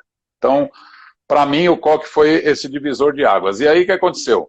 Ele acreditou numa juventude e acreditou em mim. Eu também acreditei na juventude de jogadores como Nezinho, Alex, Arthur, Renato, Tiagão, Márcio, que depois levei, entendeu? Levei alguns jogadores que tinham trabalhado comigo no Palmeiras foram pro Koch, entendeu? Alguns então, norte-americanos também bons. Isso, né, depois foi um ano que ele resolveu pegar o Brown lá, que era um jogador americano. Foi legal, mas eu acho assim, o legal desse time foi assim, era um time jovem, era um time destemido, era até em alguns momentos mais abusado, assim, eu tinha que dar uma puxadinha de orelha nos moleques. Eu vou contar uma curiosidade, por exemplo. No primeiro ano que a gente foi disputar o título, foi com Araraquara. Naquele tempo, a dimensão do Campeonato Paulista era maior. O Campeonato Paulista, naquela época, ele era praticamente o brasileiro. Ele tinha a dimensão do brasileiro. E nós fomos jogar contra o Uniara de Araraquara, que também era recém-constituída. Eram duas universidades. Tom Zé, uma coisa bacana, Tom Zé, que era meu assistente quando eu comecei no Koch. E logo depois ele foi para lá. E aí houve uma provocação, os jogadores de Araraquara cortaram o cabelo com o U do Uniara. Fizeram o símbolo do Uniara no cabelo. E aí os meus moleques do Koch, o Nezinho, o Alex, resolveram fazer o quê? A cor do Koch era azul turquesa. Azul turquesa. Eles pintaram o cabelo de azul turquesa. Quer dizer, horroroso. Aí eu lembro que eu até falei para eles no vestiário, falei, cara, deixa eu falar um negócio. Quando você conquista alguma coisa, você pode fazer o que você quiser, pinta o cabelo de vermelho, de azul, de verde, o que você quiser. Mas primeiro você ganha. Depois você faz isso. Não vai fazer isso antes. Ainda mais vocês. Nós não ganhamos nada. Nós somos todos jovens aqui, não ganhamos nada que vocês querem. Pintar o cabelo de azul turquesa, cara, não dá. Fiquei bravo com eles. Depois acabou que deu certo. Acabou ganhando e ganhamos o primeiro título. Lulão, deixa eu aproveitar aqui. O Márcio Lima perguntou, pede pro Lula falar um pouquinho do mascote de Ribeirão. Que história é essa do mascote? Porque era ele. Era ele? Olha aí, que sacana, hein? Olha só. O mascote, ele tinha um peso significativo para cativar o torcedor. E até tem um caso legal. Nós fomos fazer uma visita numa comunidade em Ribeirão, numa favela, tudo. E um garotinho pobre, e é estranho, porque acho que ele nem via na televisão, ele me cutucou e falou assim, tio, me chamava de tio, né? Ele não tinha noção de que eu era o técnico. Ele falou, tio, cadê o bicho? Eu falei, que bicho? Ele falou, cadê o bicho? Era o mascote, que era um lobinho. Era um lobinho o mascote. Então, assim, você vê como isso impacta as crianças, impacta. E o Marcos fez um excepcional trabalho, ajudava muito a levar o torcedor na quadra também, né, Zé Henrique? Porque com faz certeza. parte do espetáculo. Você vê que hoje a NBA investe nisso, né? E o Koch foi isso, quer dizer, aí foi uma geração que se tornou vencedora, Teve um campeonato paulista que foi marcante em 2003, que a gente ganhou invicto, 39 jogos. Eu me lembro desse ano. 30 jogos da classificação e 3 playoffs 3-0.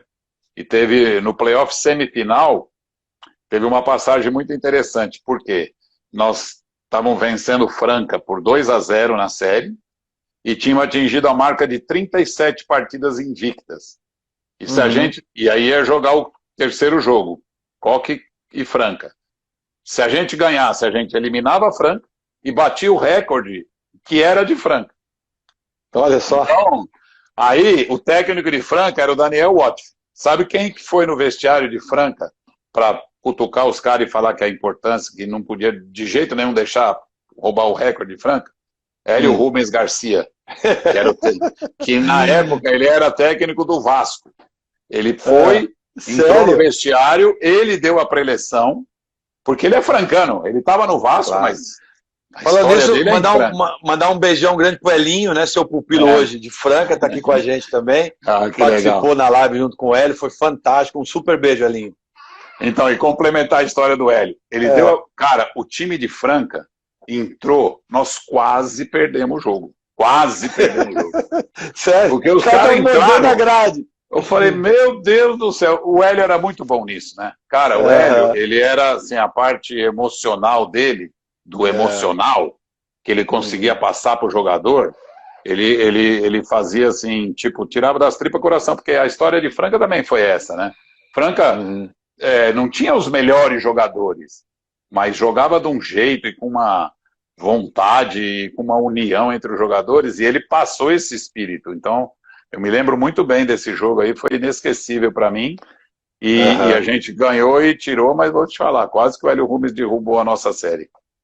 Vocês ficaram com quantos jogos invictos? Passou de 50, não foi? Não, a gente chegou a 42, e aí a gente perdeu. Aí a gente perdeu, e você vê como é que a imprensa é, né? E a ironia do esporte também. Eu lembro que quando a gente foi derrotado, aí era já no outro campeonato. Sim. E a gente jogou uns 5 jogos e perdeu. A gente ia fazer o jogo 43 invicto e perdeu. Perdemos do Uniara em Araraquara. Aí o repórter acabou o jogo e falou assim, o que você vai falar para os seus jogadores? Eu falei, eu? Vou lá cumprimentar os caras. Quem ganhou 42 jogos seguidos quer que falar, vou xingar os caras que perderam o jogo, pelo amor de Deus. Tenho mais é que elogiar, né? Mas foi uma história bonita, né, do basquetebol, um período, né, bonito do basquetebol brasileiro, porque o Coque, ele marcou. E eu queria até aproveitar para falar de Coque, já emendar um outro assunto legal, Lula, que apesar da tua trajetória de quase 50 anos como técnico, você falou 45 anos de trajetória como técnico, e a gente que trabalhou com você, sabe que você sempre foi um cara muito diferente no que tange a parte de organização, sempre muito organizado e sempre muito estudioso, né? Eu me recordo que eu tenho até hoje gravado no meu HD externo, na época nossa da seleção brasileira, que nós trabalhamos juntos, na época do Palmeiras, inclusive, que nem tinha tecnologia, né, nos anos 90, mas eu lembro que você sempre desenhava jogadas, né, todas elas muito bem ajustadas, depois na época do PowerPoint, já tudo bonitinho, cada etapa da jogada. E aí eu queria te fazer a seguinte pergunta, olhando até para essa tua trajetória da carreira inteira, mas o Coque ficou marcado por isso, apesar da jovialidade, da qualidade técnica de Nezinho, Alex e Companhia Limitada, Renato, taticamente, né, qual que sempre foi o teu principal conceito? Você falou em velocidade, você falou lá na nossa época de Palmeiras, mas taticamente, olhando o jogo tático, o que sempre foi o teu carro-chefe como técnico, e principalmente nos melhores momentos da tua carreira, quando você estava mais amadurecido, qual que é o teu conceito de jogo como técnico? Eu acho que é fazer uma defesa forte, sabe? Porque a defesa forte, ela patrocina o ataque, né? Na verdade, quando você marca bem, você vem com a bola ou de um arremesso errado, ou de uma bola recuperada, ou de uma bola que o adversário perdeu e vai ser um lateral seu. E isso não obriga o seu ataque a ser um ataque sem erro, porque o jogo de basquete tem erro. Então eu acho assim, o empenho na defesa, ele é fundamental, porque você desgasta o time adversário. Quando, por exemplo, uma equipe ela ataca mais ou menos um número de 90 a 100 vezes, você faz aquele vai e vem do ataque. Uhum. Eu lembro que eu conversava muito isso com o Álvaro, porque eu queria que o Álvaro pegasse, na hora de atacar, pegasse a primeira bola e já passasse para quem estava na frente, em vez de ir batendo. Porque eu falava, Álvaro, você vai levar a bola batendo 90 vezes, se você passa a bola lá na frente e corre sem bola, você corre mais livre, e depois a bola volta para você, se for o caso. E esse era o conceito. Ele batia muito a bola, lembra? Batia muito a bola. E os armadores nossos hoje ainda têm esse vínculo com a bola muito grande. Mas, respondendo a tua pergunta, eu acho assim, quanto mais você consegue defender bem, você patrocina o ataque para atacar de um jeito mais confortável. Eu sempre gostei do contra-ataque. Eu fazia a seguinte conta com os jogadores. Nós vamos trabalhar numa média aí para atingir uns 80, 90 pontos. Desses 80, 90 pontos, pelo menos 20 tem que ser de contra-ataque. 20 tem que ser de contra-ataque. Por quê? E hoje está pior ainda. Jogar 5 contra 5, hoje está mais difícil ainda. Já era difícil, hoje está mais difícil ainda. Então o contra-ataque era uma coisa muito preciosa. Você sabe que você não vai conseguir jogar, não vai fazer toda a cesta de contra-ataque. Mas o contra-ataque, ele desgasta, eu falava assim, nós temos que ir rápido, não quer dizer que a gente vai finalizar rápido. Para quê? Para fazer o adversário correr. Porque se eu ataco batendo a bola lentamente, o adversário não tem que correr para voltar. Ele volta também tranquilo. Agora, se eu chego rápido lá, ele tem que chegar rápido também. Eu vou atacar rápido? Às vezes sim, às vezes não, mas fala assim, corre atrás de mim aqui. Entendeu? Você me ajudou muito nisso, porque você também corria muito e levava a bola e era agressivo na penetração. Mandar um super abraço também defesa forte e contra-ataque.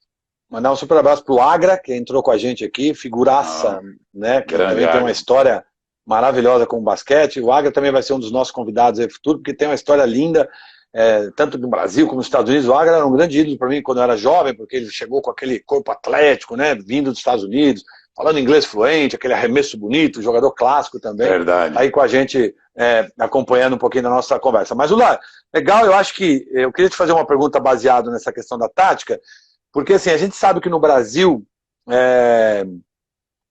um abração, Agra, tá mandando um abraço para você também, Lula.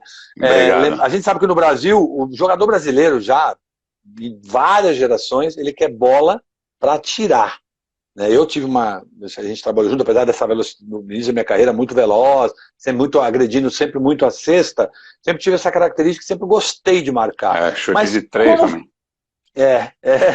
Mas assim, como fazer, né, o brasileiro marcar? Eu lembro que, só antes da tua resposta, uma das coisas que me marcaram muito como seu jogador, isso eu acho que você tem uma qualidade ímpar, e eu posso dizer que talvez tenha sido o melhor técnico que eu trabalhei nesse quesito, você treinava tática de defesa, que não é comum. Porque normalmente a defesa tá bom, antecipa, vontade, garra, desejo, vai lá, sai do bloqueio.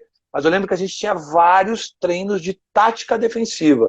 Cobertura, ajuste, dobra. Claro que isso é comum hoje, obviamente, no basquete, mas a gente fazia isso de forma muito insistente. Da mesma forma que a gente trabalhava tática ofensiva, as jogadas, né, o sistema de jogo ofensivo, a gente tinha treinos muito insistentes e cansativos de tática defensiva. Isso sempre foi uma marca muito grande sua, né? Então, Zé, sabe o que me ajudou muito? Eu acho que o fato de eu ser professor, você trabalha com planejamento. E quando você trabalha com planejamento, não é que você não vai errar, mas a chance de errar é menor. E o planejamento também ele te ajuda assim. Se você errar, você sabe aonde errou, é mais fácil de consertar.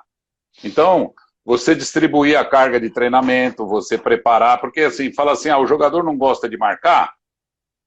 Depende. O técnico, ele vai vender a sua ideia. Depende. Se eu não conseguir fazer meu jogador marcar, é porque talvez eu não tenha convencido o jogador da importância daquela ação.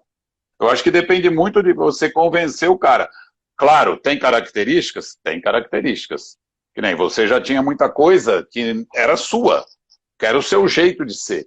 Eu não vou dizer que todos os jogadores marcam do mesmo jeito, mas tem uns que têm mais facilidade para fazer isso. Mas defesa não é só intensidade, defesa é inteligência também. Que nem você falou. Se você se colocar bem, se você estiver na posição certa, na hora certa, você ajuda. Não é só o vigor físico. Claro que o vigor físico é importante, mas ele não é o único. Então, um sistema de cobertura, essas rotações de defesa, que hoje os técnicos trabalham de uma maneira muito boa, isso, e todos eles são preocupados com isso, melhora muito a consistência. O basquete brasileiro é que ficou, tipo assim, ficou uma pecha de que o jogador brasileiro não gosta de marcar, mas aí eu vou fazer uma meia-culpa também. Então a culpa é nossa dos técnicos também, não é só do jogador. Porque o jogador vai fazer o que o técnico manda ele fazer, ou então você está sendo desobedecido e não está fazendo. Então a culpa é de todo mundo. Não adianta a gente culpar o jogador. Eu acho que assim, nós não temos essa característica, então vamos reavaliar, porque é culpa de todo mundo. É dos técnicos e é dos jogadores. Eu acho que já melhorou muito. Eu acho que nós tivemos a geração do Oscar, que se gabava muito de chutar e tudo bem, deu certo. Eu acho que um time, é o que eu falo. Isso aí é uma coisa, assim, também gostaria de chamar a atenção. O time de 87 do Oscar, do Marcel, do Guerrinha, Pipoca, é uma injustiça até falar só do Marcel e do Oscar, porque tinha uma geração muito boa. Israel. Eles jogavam de um jeito que aqui no Brasil eles eram detonados pela imprensa, que era doido, que era um basquete, sei o que lá e tal. Aí o Gold State entra jogando desse jeito e todo mundo bate palma, ajoelha, quer fazer igual, entendeu? Então, assim, vamos reconhecer, o Brasil não sabe reconhecer uma coisa sua boa. Nós temos um monte de coisa boa, temos coisa ruim também, mas temos as boas também, entendeu? Sim. Então, é saber o seu estilo. E só voltando um pouquinho, que eu acho que é importante colocar, às vezes o técnico, ele pode ser bom, mas tem uma coisa que chama cultura. Olha bem, quantos técnicos bons argentinos vieram para o Brasil e não tiveram resultado nos clubes? Sérgio Hernandes, o Gonçalo no Flamengo. O Gonçalo no Flamengo é um ótimo técnico, está na seleção, inclusive, como assistente. O que ele fez? Ele veio para mudar o jeito do Flamengo jogar. Aí o Flamengo perdeu aquele ímpeto ofensivo que tinha para tentar ganhar na defesa. Aí ele ficou no meio do caminho, porque ele não ganhou o suficiente na defesa e perdeu o ataque. Naquela época, eu enfrentava muito o Flamengo, eu falava assim, o Flamengo não marca. Eu falei, ok.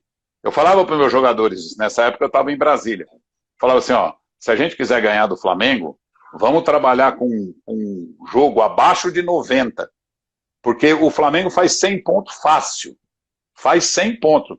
Como é que você ganha de um time que faz 100 pontos? É difícil, cara. Você vai falar assim, eles não marcam nada. Não, eles não marcam, mas eles fazem 100 pontos. Você tem que ser muito bom para ganhar deles. Então não é que você ganha basquete só na defesa também. Esse negócio de falar a defesa ganha jogo é bom, claro, eu também acho que a defesa é importante.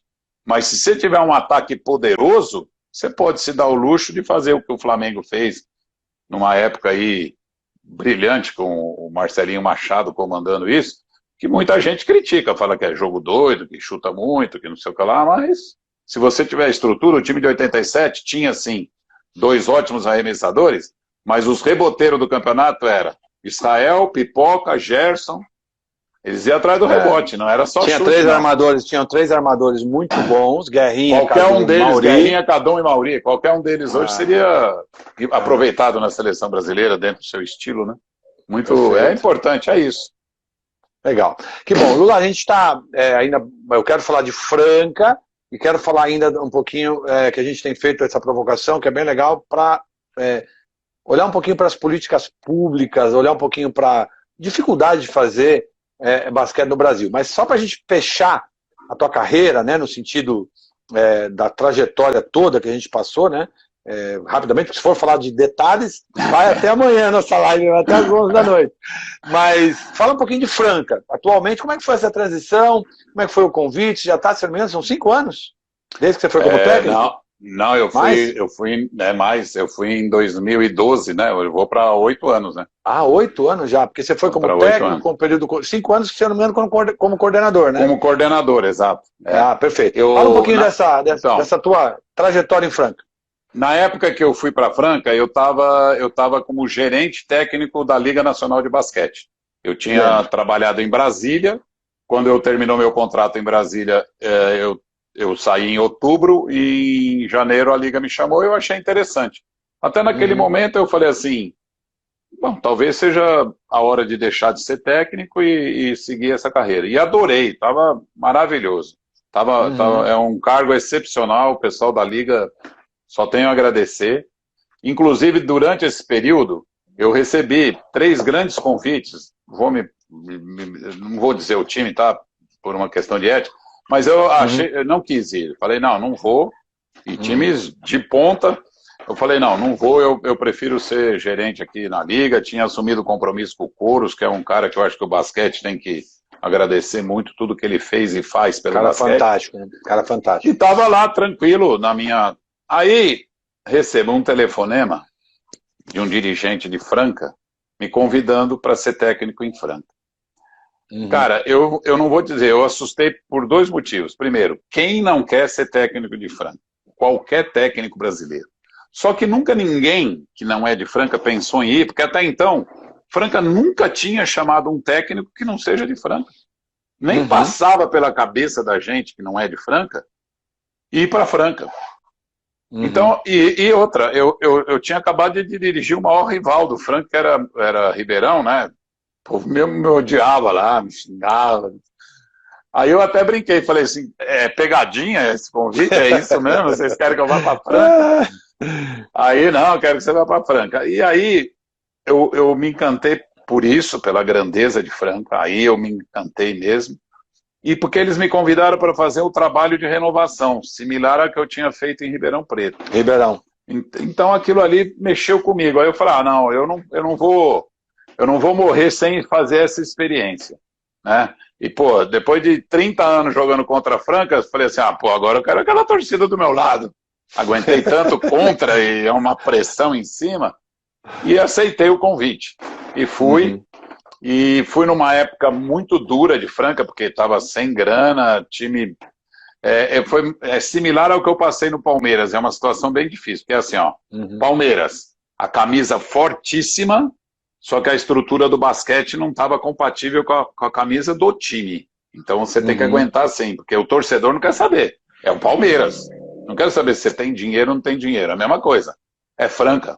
Eu não quero saber se você está com grana, não está com grana, se o seu jogador é bom ou se é ruim. É Franca, tem que jogar, tem que ganhar e tal. Montamos dentro da estrutura e aí passei uma das maiores experiências que eu passei como técnico, mas fora da quadra. Porque houve uma gestão errada lá, não fraudulenta de jeito nenhum, só uma gestão de erro. E o time se afundou numa dívida impagável. E outra, o pior de tudo, o campeonato iniciado, os contratos com os jogadores naquela época era diferente, os contratos era tudo, né, vou te pagar tanto, ok, então tá beleza, tá contratado. O presidente autorizou a contratação, só que não tinha dinheiro para pagar os jogadores.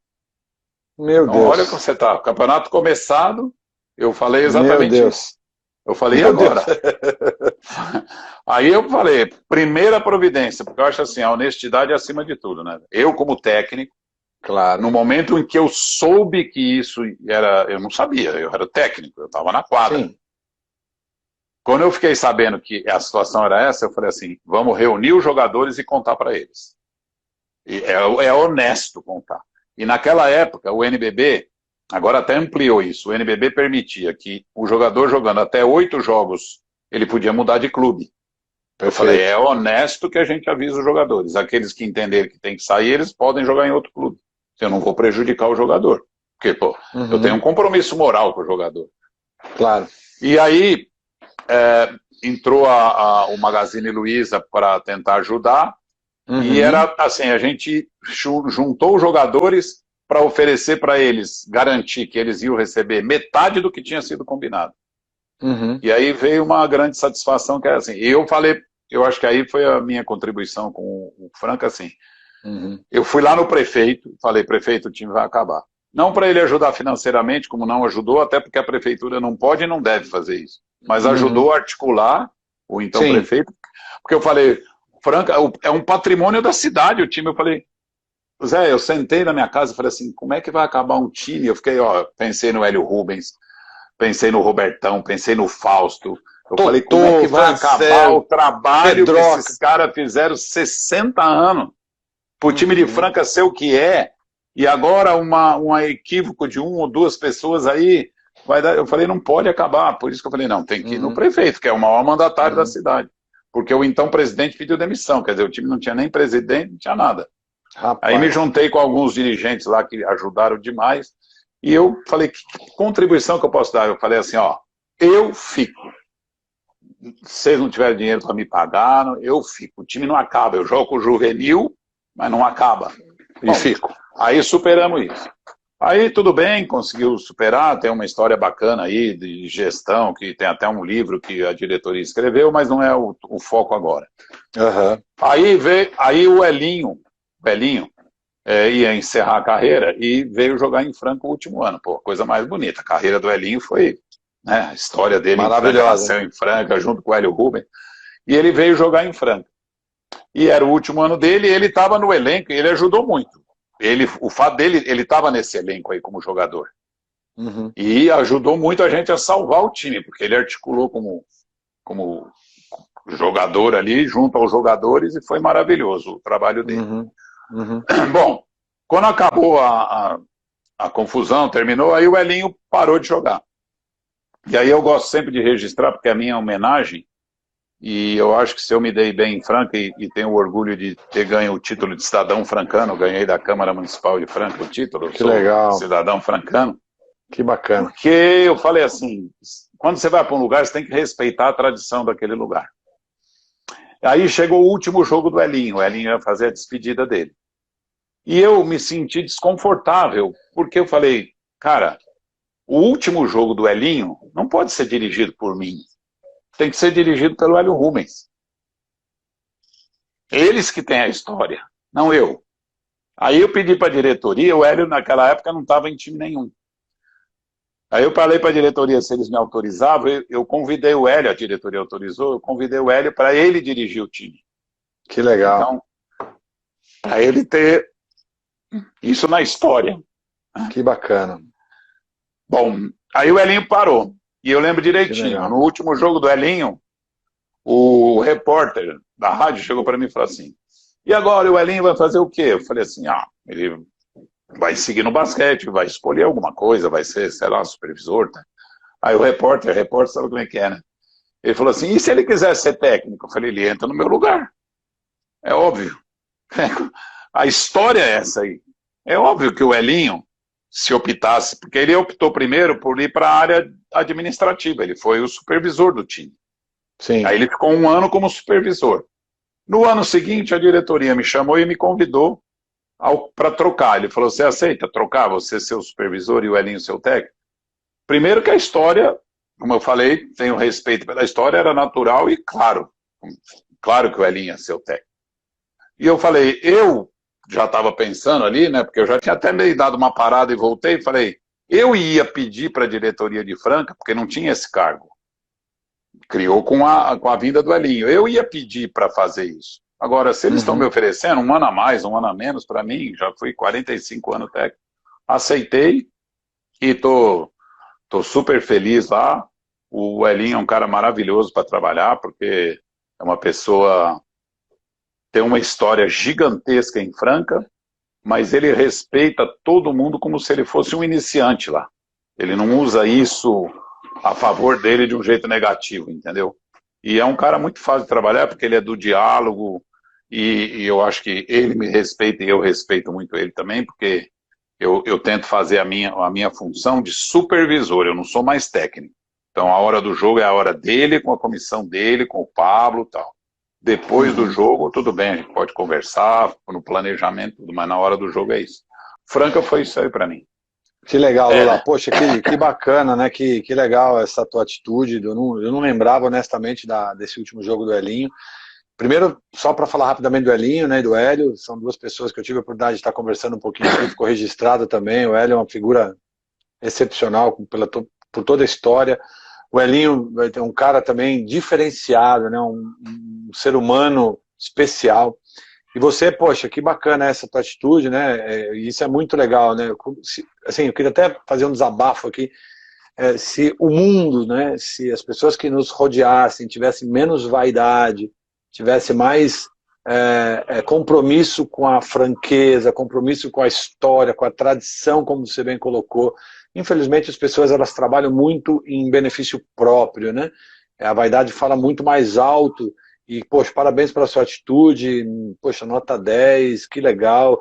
Essa tua história já de 8 anos em Franca, né, independente de não estar à beira da quadra. Eu conheci um pouco o teu trabalho como supervisor, trabalho árduo, muito bem feito, articulando tudo por ali atrás das câmeras, né? Para que as coisas caminhem, para que as coisas andem, patrocínios, todos os detalhes, desde ginásio, quadra, uniforme, tudo. Isso é um trabalho também riquíssimo. Eu tive a oportunidade também, durante um ano, de ter esse trabalho em Londrina, na época do NVEC, eu fui supervisor, gerente técnico também, foi muito, muito importante. E parabéns aí pela tua trajetória, pela tua carreira, pela essa tua estada em Franca. Espero que continue muitos anos reforçando a equipe, que hoje é bicampeã paulista, né? Campeã sul-americana. Infelizmente, essa história aí da pandemia acabou dificultando tudo aí, né? Eu gostaria de mandar um super abraço aqui também pro Valtão. Mais um pivôzão para nós, o Valtão. Né? Mais um pivôzão para nós. Foi nosso pivô no Palmeiras. Foi nosso pivôzão, né? Agora entrou mais um chutador aqui, Ricardo Cavalieri, também. Nossa, ele metia a bola aí, sem metia a bola, a criança. Mandar um beijo aí para todos que estão compartilhando. Também nosso parceiro de Ribeirão Preto, aí, no seu vizinho aí, nosso parceiro da Unicesumar, tem sempre acompanhado as lives, o Guardiano, um dos maiores parceiros que a gente tem na rede de polos da Unicesumar. Lula, eu queria mais ou menos chegar no próximo, infelizmente, que pena do final da nossa conversa, mas eu quero te fazer a seguinte pergunta. Você que é um professor, né, formado na USP, com uma trajetória nos maiores colégios de São Paulo, Colégio Morumbi, uma trajetória grande aí no basquete, para a gente que vive do esporte, né, para você que vive do esporte, para muitos jovens técnicos, jovens jogadores, ou os clubes de modo geral, é muito difícil fazer esporte no Brasil. Eu, por exemplo, sou hoje um diretor da Unicesumar, nosso proprietário você conheceu, o professor William, o professor Wilson, sim, nosso reitor, são jovens, patrocinamos o Santos Futebol Clube, apoiamos ali Franca, apoiamos o basquete de Araraquara, apoiamos o basquete de Londrina, apoiamos o futsal de São Paulo, apoiamos aí, agora o futsal feminino em Araraquara, enfim, tem uma trajetória, o vôlei em Londrina, em Maringá, perdão. A instituição ela gosta, né? Eles adoram o esporte. Porém, é muito difícil nós fazermos esporte no país hoje, esporte considerado amador. O que falta para você? Para mim, por exemplo, políticas públicas podiam ser para que as empresas privadas tivessem maior incentivo para apoiar o esporte, não somente dar o patrocínio, o recurso para ter o nome na camisa, mas políticas de incentivo. Com certeza, infelizmente hoje, eu tenho conversado com alguns profissionais, nas escolas não se é mais como antigamente, onde a gente tinha obrigatoriamente o esporte como carro-chefe, virou mais lazer, mais lúdico, mais cognitivo do que propriamente prático. Mas qual que é a tua opinião em relação a isso? Qual é a dificuldade que o nosso país tem para fazer esporte amador? Por que a gente sofre tanto, um país com tanta qualidade técnica, com tanto talento? É um país quase que sem igual, mais de 200 milhões de pessoas, que muita gente boa, mas a gente sempre pinga e não consegue ter destaque a nível mundial no esporte de modo geral, tirando o futebol. Verdade, Zé. Eu acho que é o jeito que o Brasil olha para o esporte, né? O esporte, na verdade, é uma grande ferramenta da educação. Quando a gente fala de esporte, a gente se remete à Olimpíada, a ganhar medalha, não é isso. Esse é o esporte de alto rendimento. Então, se a gente tivesse nas autoridades brasileiras a visão de que o esporte é uma ferramenta da educação, o esporte estaria na escola, porque a escola é para todos.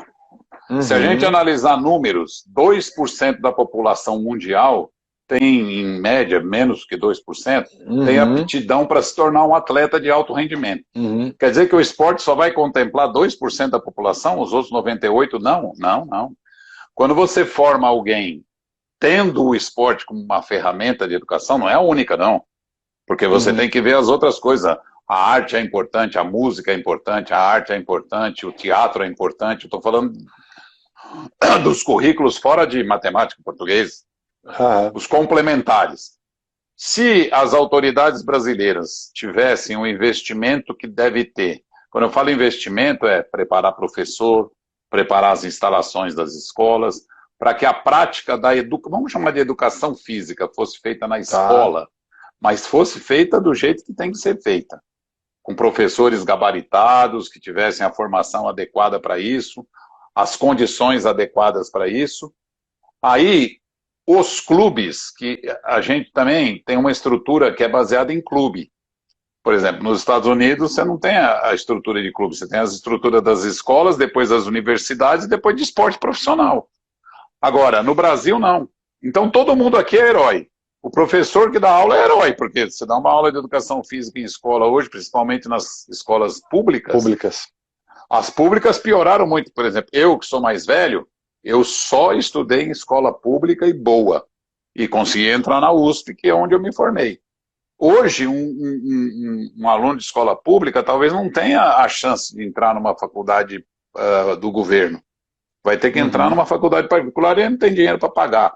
Então, essa estrutura aí atrapalha muito.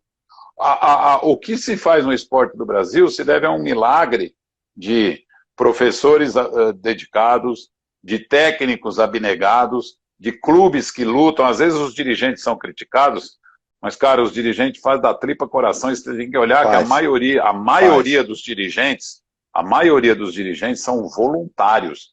Eles não recebem para fazer o trabalho deles, fazem porque gostam. Verdade. Lá no Palmeiras, quantos dirigentes a gente teve ali que, porque ama o clube e dá o sangue ali para a coisa acontecer. Então eu acho que falta essa estrutura. É um problema muito sério, né, Zé? Mereceria, assim, você que trabalha com educação, você sabe. As instituições de ensino, elas poderiam ajudar, dando essa parte da educação física, as universidades, imagina com a força de universitário que a gente tem hoje no Brasil, se a gente tivesse um campeonato universitário voltado para ser o elo que é, como são as universidades americanas no basquete.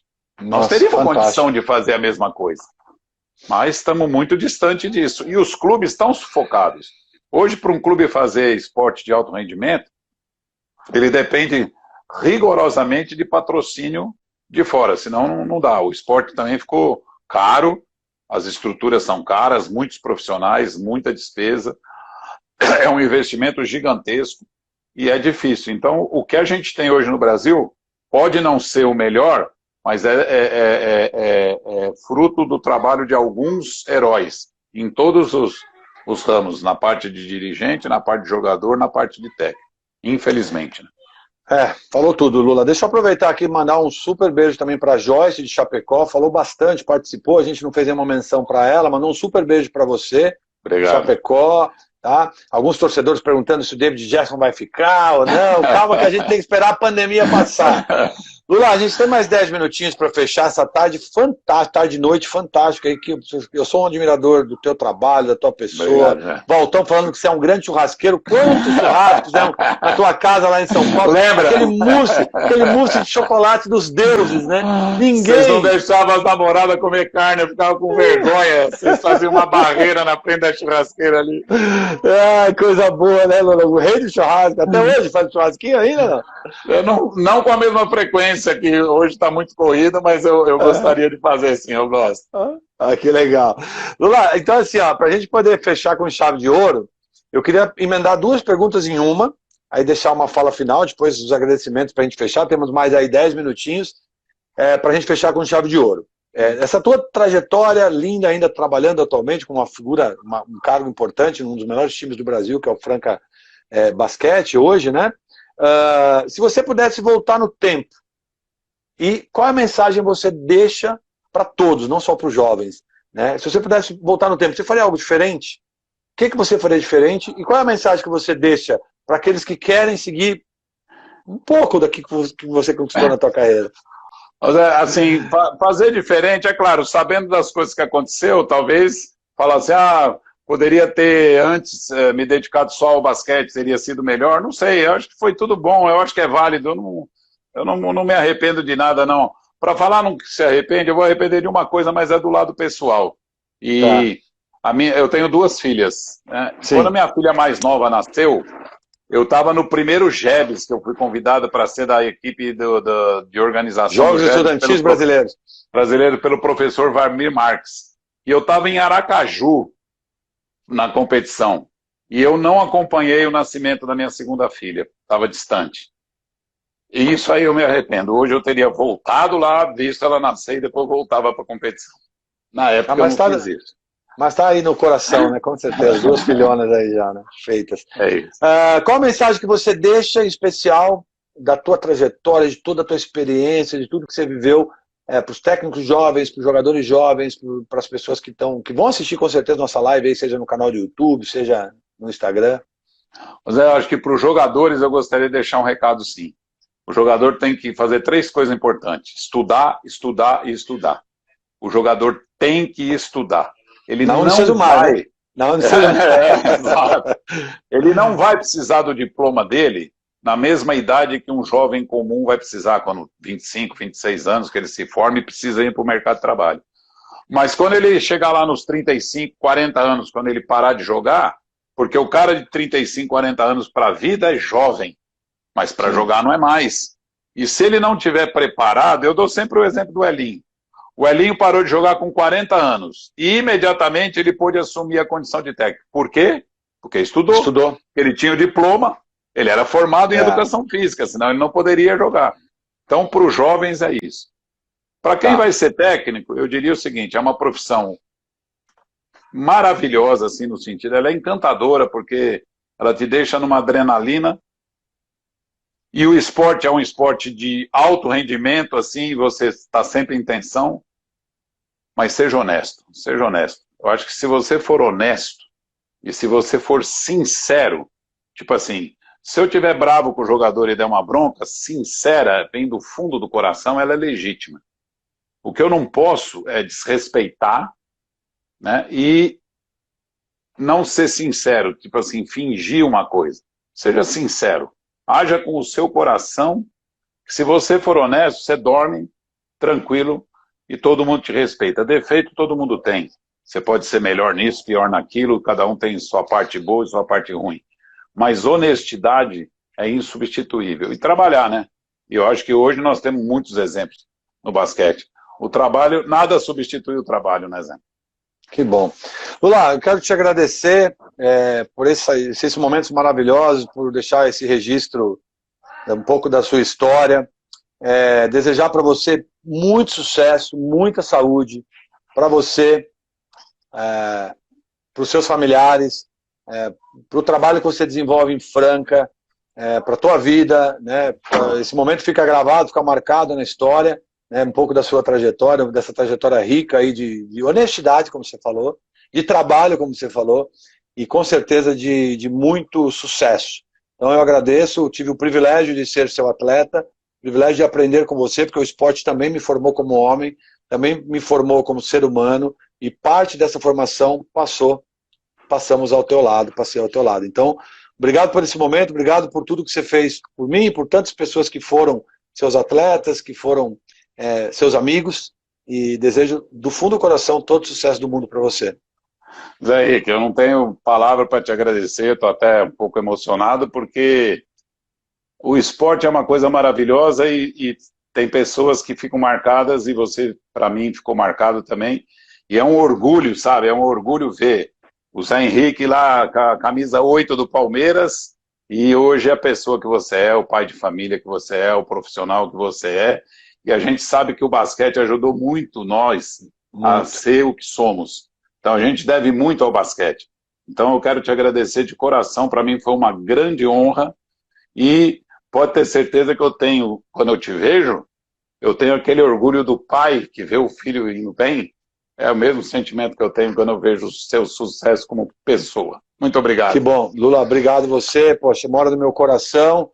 Um super beijo. Eu vou estar sempre torcendo por você onde eu estiver, tá bom? Beijo na família, fica com Deus e conta sempre comigo, tá bom? Valeu. Beijo. Obrigado, gente. Obrigado. Beijo a todos que participaram. Entrou o Alexei aí, tantos outros que participaram, Danilo, Junião, Valtão, Zezinho, Eduardo Zanoli, Elinho, todos que participaram. Lembrando que vai ficar disponível no Instagram, no IGTV, vai ficar também disponível no nosso canal do YouTube, Resenha Esportiva com Z, né? Rezé Esportiva. Lula, super beijo, bom final de semana. E obrigado, a gente supere tudo isso e passe firmes e fortes, tá bom? É isso aí, obrigado, viu? Beijo, valeu, fica com Deus, abraço, até mais.